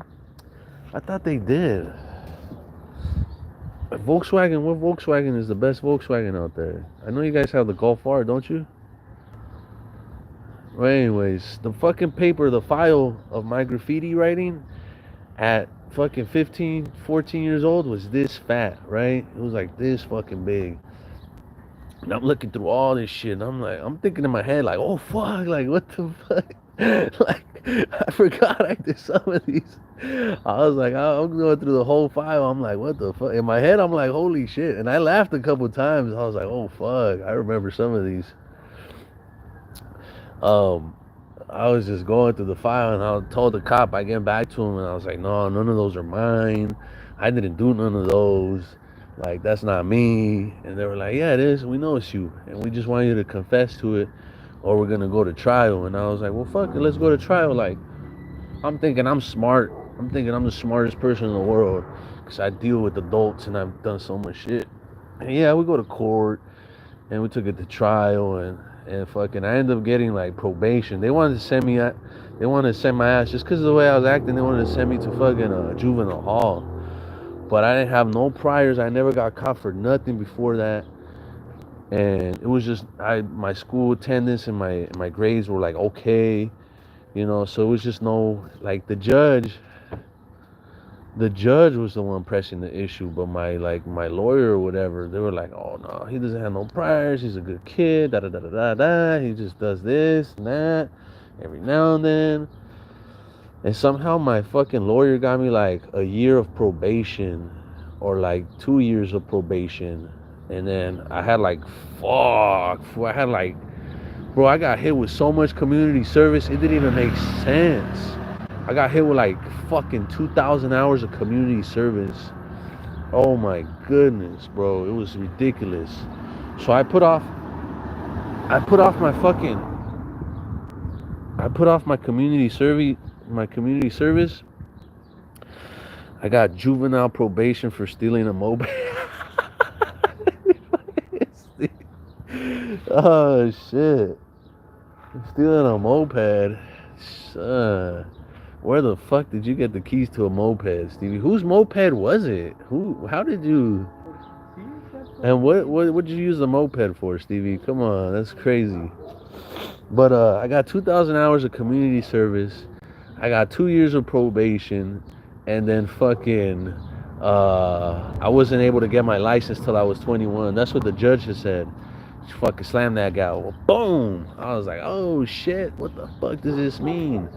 Right? They were like, oh, you're lucky you're not going to go to juvenile hall. Man, I'm the opposite of that spectrum. I may be in a mental hospital. Oh, come on. You got to love getting money, Adam.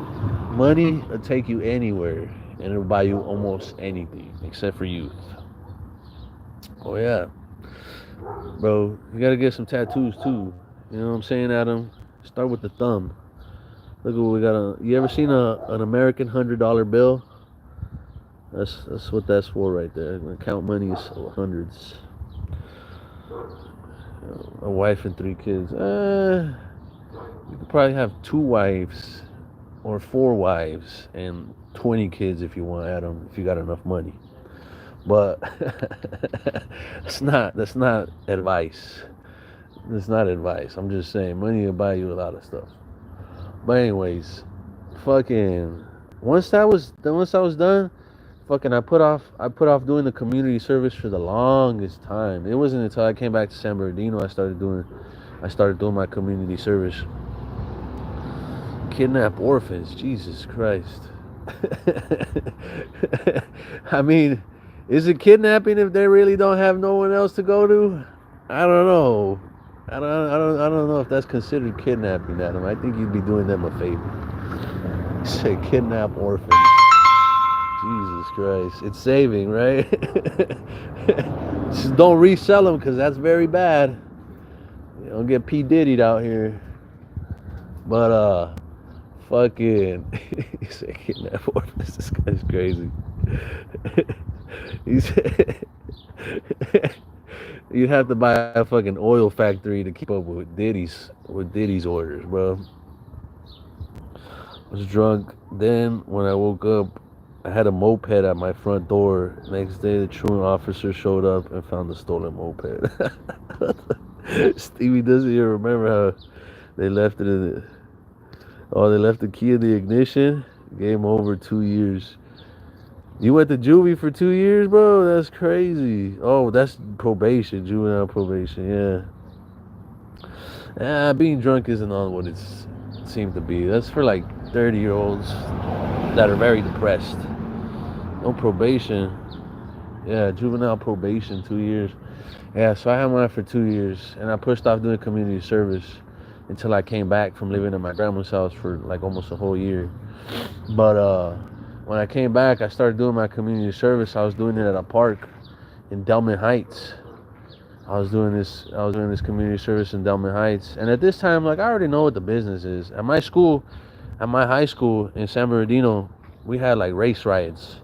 We had a couple race riots. It was Mexicans versus the blacks, for whatever reason. I don't know. It was stupid kid shit again. But it's just we were very separated at my high school, and again because we were the two minorities, we would just get into it with each other. Like we started having race riots, and this shit really got deep. Like whereas to where fools starting to get stabbed and shit just because they're Mexican or just because they're black, and and at this point, like this is like Bloods are out there going crazy in San Bernardino. The Bloods are like slicing you up. The Bloods, if they caught you slipping and one is trying to get into the gang, he grabs a box cutting knife and slices you from here all the way back here. Right? It happened to one of the homies actually. They almost got him, but when they tried to slice him, fucking he like turned away. So what he had was like a scratch, like a scratch going all the way across his whole face. And yeah, he told us about it. And we was riding around. We was riding around after that, getting some get back, because it wasn't about. Again, it wasn't like a racial. I guess it was, but we're kids. Like we're teenagers.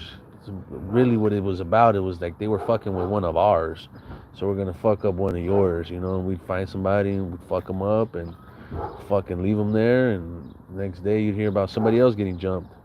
Like it was just normal at my high school in San Bernardino. Like once I went to Montclair, I was living out there. I didn't have to worry about that shit. I didn't have to worry about none of that shit. But in San Bernardino, it got to the point where the blacks and the Mexicans were going at it all the time, and all the high schools too. Like it started spreading like wildfire. It was kind of crazy because you would start hearing about it, from other people. Like, oh yeah, they're having riots over here at fucking Pacific. They're having riots over here at Sierra. They're having riots over there at San G.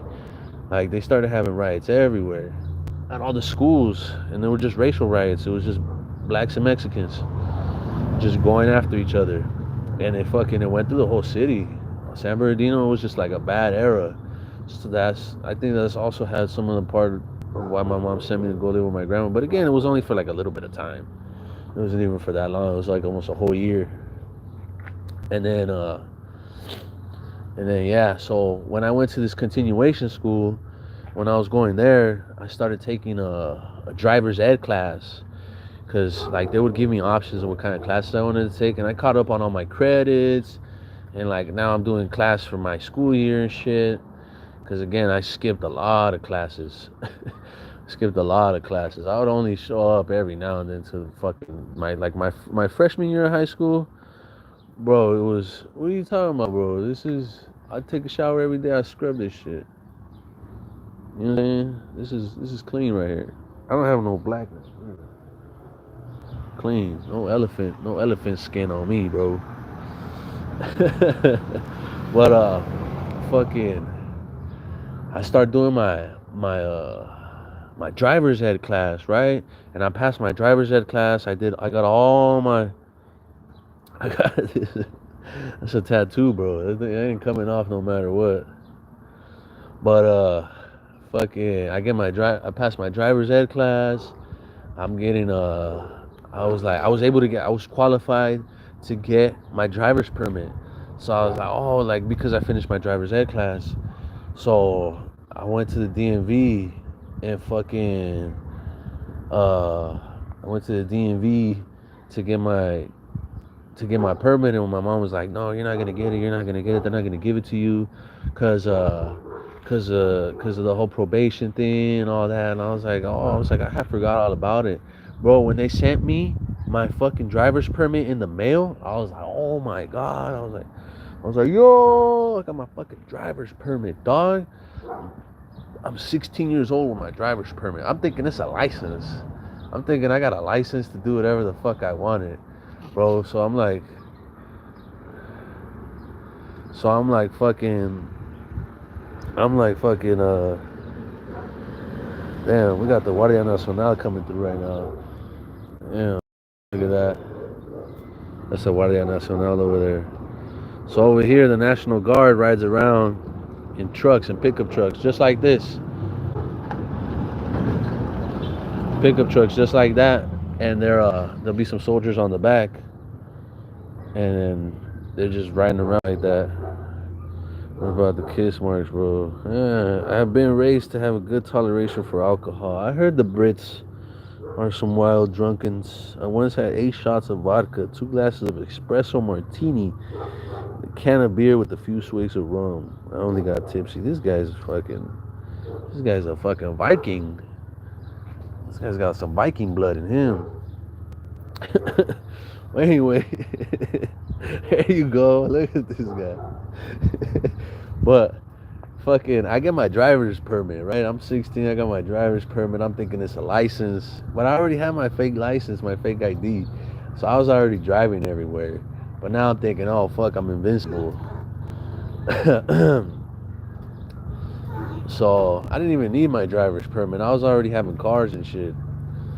But I just felt legit. Like after I got it, I just felt legit. And I felt like that felt like a really big accomplishment to me at that time. I was like, oh yeah, I'm finishing up these classes. I'm very well. I've been drinking since I was 8. Jesus Christ.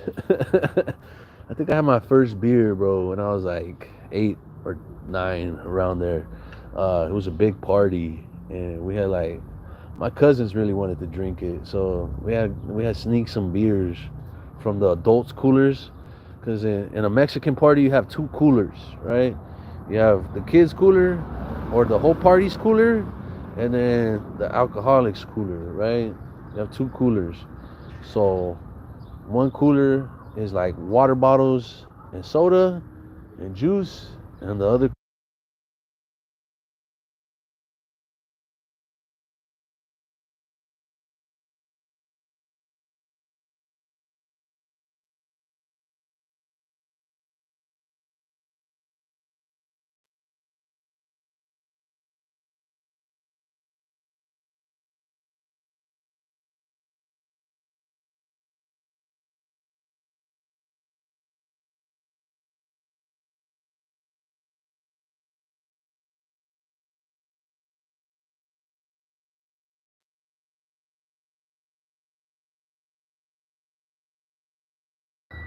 they ride around just like that.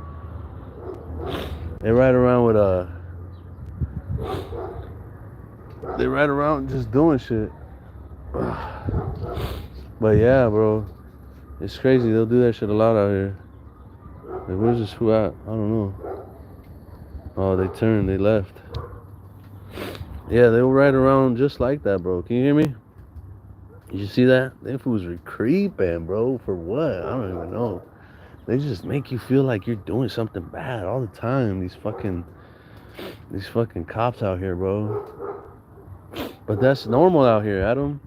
Like, you see the Mexican army driving like that.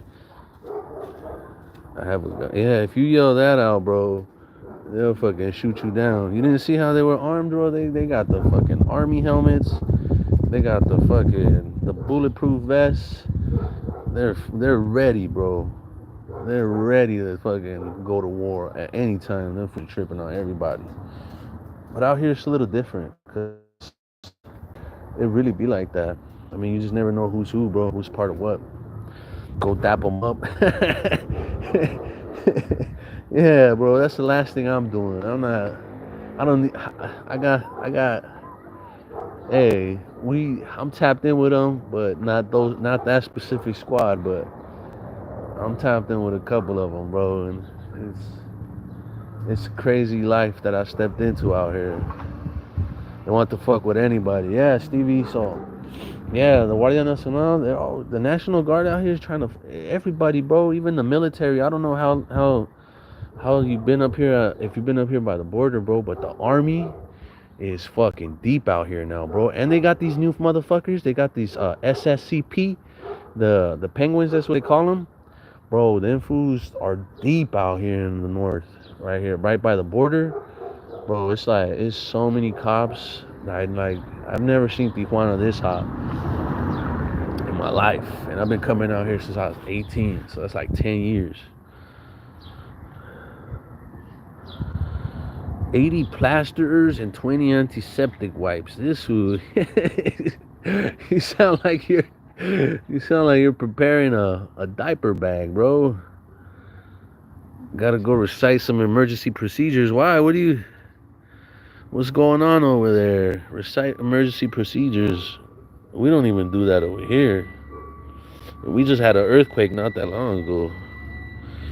Sausage rolls. That sounds good, bro. I had some Italian sausage and some hard over eggs. Never know the emergencies. Peace out, Adam. Thanks for tapping in. Make sure you like before you go, bro. I just need that 10th like. But, fucking, what's it called? Where was I at? I got my permit. I'm driving around. I'm legit. Still just chasing money. Fucking money's all I really care about. Da da da da da. Where are we going now? What happens? We're in continuation school. Well, basically during continuation school, that's when I meet the mother of my daughter, and basically I'm like, I just start getting at her, and fucking the mother of my daughter went to school in Pomona, and I met her through Twitter. She was like my cousin's friend from school, and like I would hit her up like that. I started talking to her, and like this is the first girl I ever went to go see and take on a date in a car. So I remember I was talking to her for a minute, and then it was her birthday, and I was like, oh, let me take you out for your birthday or whatever. And she's like, oh, okay. And so then like at first I don't even know how it was. Like at first it was like she didn't even like me, so I stopped talking to her. And then she's like, oh, like, where you been, stranger, or some shit. I forget exactly how. I was like, what the fuck? I was like, whatever. And then we started talking cool. And then I remember the day that I was supposed to go take her out, I was supposed to be there like around 2.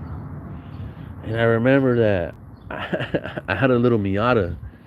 I had a little Mazda Miata I picked up from the auction for like $800. And it had all kinds of shit. It had some Tenzo R. It had the hardtop. Fuck, fool. I remember putting the Miata up. I bought it for $800 and I put it up for $3,500. That shit was clean, bro. I probably could. At the time, that was a lot of money for that car. Like, this is like 2013, 2014. That was a lot of money for that car. And the guy came, I don't know from where the fuck he came from. He came all the way from like LA or some shit. I had to wait for this motherfucker for like 2 hours for him to get to the house. And this guy's older. He's like 20 something. I'm like 17, 18 now. And this one comes all the way from who the fuck knows where, and he shows up finally, and I'm like, all right, bro, you want to buy a car? And he's like, yeah. He's like, I'll give you $3,000. I was like, nah, bro. I was like, I just waited for you for 2 fucking hours for you to come and tell me you're gonna give me $3,000. I was like, you're fucking tripping. I was like, I'll catch you later, bro. Like, I already have something I gotta go do. Like, I had just spent my money on some cars, so I was tapped. Like, I didn't have no cash. So I asked my dad for some money to lend me some money for the date. And I sent that fool to kick rocks, right? I sent that fool to kick rocks, the guy who just drove like 2 hours from wherever he was at to buy the car. I sent him to go kick rocks. I was like, nah, bro, I'm out of here. Like, don't even waste my time. I told him to fuck up. He went to go sit in this car. I thought I was going to make some money. So I was like, oh, okay, cool. But then when he tried to pull that bullshit stunt, I was like, hey, pops, I need to borrow some cash because I got a date I gotta go to and I gotta leave right now. And he's like, all right. He's like, when are you gonna pay me back? That's always his question to me. He's like, when are you gonna pay me back? I was like, oh, as soon as I sell this car, I'm gonna pay you back. He's like, all right, cool. And then I was gonna jump in the car. I'm walking. I got like, I think I borrowed like $120 from my dad, 130, something like that. And I was already jumping in the car, and then the guy goes, "Oh, wait, wait, wait, wait." He's like, "Don't leave." He's like, "What if I give you, um, what if I give you 3,200?" And I was like, "Bro, I told you, give me 35 or it's nothing." Like, nah. And he's like, "Oh," he's like, "I'll give you." He's like, "Oh, I'll give you like 33." And I was like, "Bro, we flip a coin right now. It's either 34 or 35, and I could do that." He's like, oh, but I don't have the 34. And I was like, oh, well, then I got to go. He's like, no, no, no, no, hold on. And he goes to his homie. He goes, oh, let me borrow $100. And he's like, all right. And his homie gives him $100. I was like, all right, but that's a coin flip. I was like, it's either 34 or 35. And he's like, no, no, no, no, no. He's like, I'll give you the 34. I'll give you the 34. And I was like, I was already having to leave, bro. So I was like, fuck it. I was like, take the car. So I sold it to him for 3,400. And I went and gave my dad his money back right away. I was like, oh, here I ended up selling it. He's like, oh, I thought he was gonna buy it. I was like, well, he wasn't, but now he wants to fork up the cash, so he's gonna buy it now. He's like, all right. So fucking, this guy forks up the cash or whatever, and I go on my first date ever, bro. I'm like 18, 17. I'm like 17, but I got a car, I got some money, I got some fresh clothes. I'm good. Let's go. My homies from Montclair, one of my homies, that first food that hit me up, he ends up becoming one of my best homies. He has a restaurant in El Monte. It was the best restaurant of all of El Monte, homie. It was the best restaurant in all of LA. It was a little ass restaurant, bro. Super small, like a 7-Eleven, like nah, even way smaller than a 7-Eleven, bro. It was a little ass restaurant, and it was mariscos.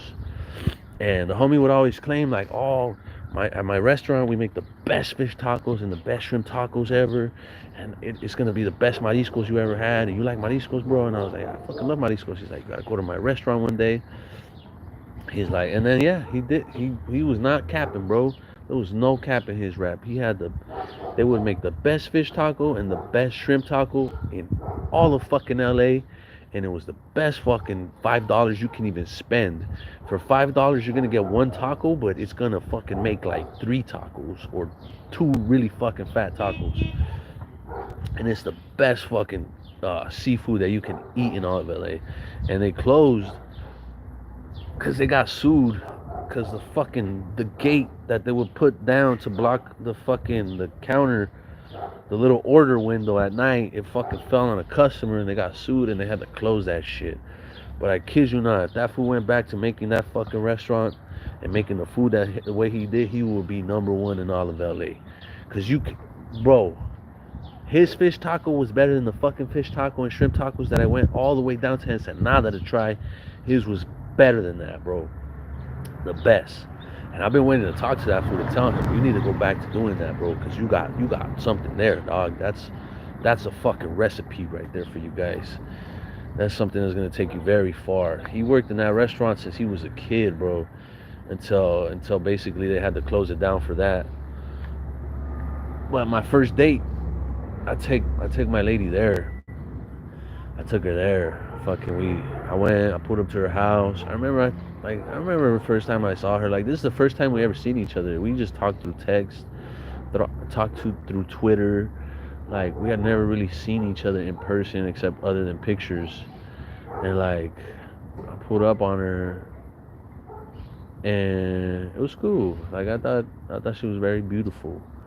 When I pulled up in the car, and she thought I was pimp, right? Ain't know nobody with a fucking car and some money. You feel me? So we went on a date, and that's where we went. And then when we got to the homie's restaurant, they were closing already because we had got there like a little late. So he was like, "Oh, bro, I can't." He's like, "I can't get you none of the stuff that you want to get." He's like, "I can make you this though," and I was like, "All right, fuck it, I'll take that." Like, we just drove all the way out here. And he's like, "What does she want?" She don't want nothing. My lady said she didn't like seafood. But she does now. She likes it a little bit more now. But at the time, she didn't really want to try anything. So I made her like a big old quesadilla, like a big old fucking tortilla and just some cheese. She had a quesadilla, and then after that, it was like the wackest first day ever. I asked her what she wanted to do. She didn't say shit. She was like, I'm with the shit. Like whatever you want to do, we can do. And I was like, all right. But she didn't say nothing. Like if she said she wanted to go to the movies or something, I would have took her to the movies. But we ended up hanging out with the homies. We ended up hanging out with the homies, and then the other homie wanted to make like a double date out of it. And then the girl that he was hanging with, she was just a trip. And that's so funny, bro. That's the car. That is the car that I pulled up to pick up my lady for the first date right there. That's not the actual car, but it was a Honda Civic, that year, that model, that color. That is funny as fuck. But fucking shit. We ended up fucking going with the homies. And like I said, the homie had picked up some girl. She was just weird. She was just weird. She's like very uptight and very fucking, ugh. It was just, I was like, what the fuck? Why do you want to hang out with this girl, bro? Like, this bitch is weird. And he was like, I thought she was cool and all that, but she's weird. And I was like, damn. And like, the homie was doing weird stuff too, though. Like, if he thought that lady was weird, bro, this motherfucker pulls me and the other homie into the restroom to have a team meeting because the girl that he's with, he's trying to ditch her. So we're three dudes in the restroom talking about a game plan to get rid of this girl, and it was annoying, bro. It was so annoying. The homie takes off in my car, bro, and I'm like, this fucking leaves for like an hour and a half. I'm trying to do my thing. And this fool leaves for like an hour and a half of my fucking car, just gone. I'm like, what the fuck is this fool gonna come back? What the fuck? I'm blowing this fool up like, you motherfucker, bro. You're fucking on my date just because you shit was weird. But fucking sure enough, fucking we get to he comes back, and then it was just over after that. My first date, I had to take my lady back home and all kinds of shit. But that was just our first date. After that, we started going out more. Started picking her up, take her places, other places, take her to all kinds of places, just to walk around and do stuff. Chronicles of a G Part 1. I'm gonna have to call that the end for now. I was basically fucking my earliest memories to like high school right there. I'll catch you guys on the flip side. What's the name? What's the name of what? Of the restaurant? Fuck, bro. The restaurant's not there no more, but I think the name of the restaurant... Fuck, dude. I can't even... That's a good question, bro. It's Mariscos El something. And it was right across the street from El Monte High School. And yeah, I forget exactly what it was called. The name of the restaurant. Look, here they go by again, selling like camote. Look at they got this little, I don't know what it is, bro. It looks like it's a traveling furnace because they got a fire in there. But then it has a little tube, and that's what whistles. And me and Stevie were just talking about this. They sell camote and like sweet banana cream or something, he said. But that little girl's no older than 10 years old, bro. Or she probably is 10 or 11 years old. Out here hustling, bro. Grinding. He just walks around with this cart for hours. I think I've seen this guy in a couple places. But he'll just walk around with this little furnace, tooting the horn and selling whatever it is. Camote, I think he said it is.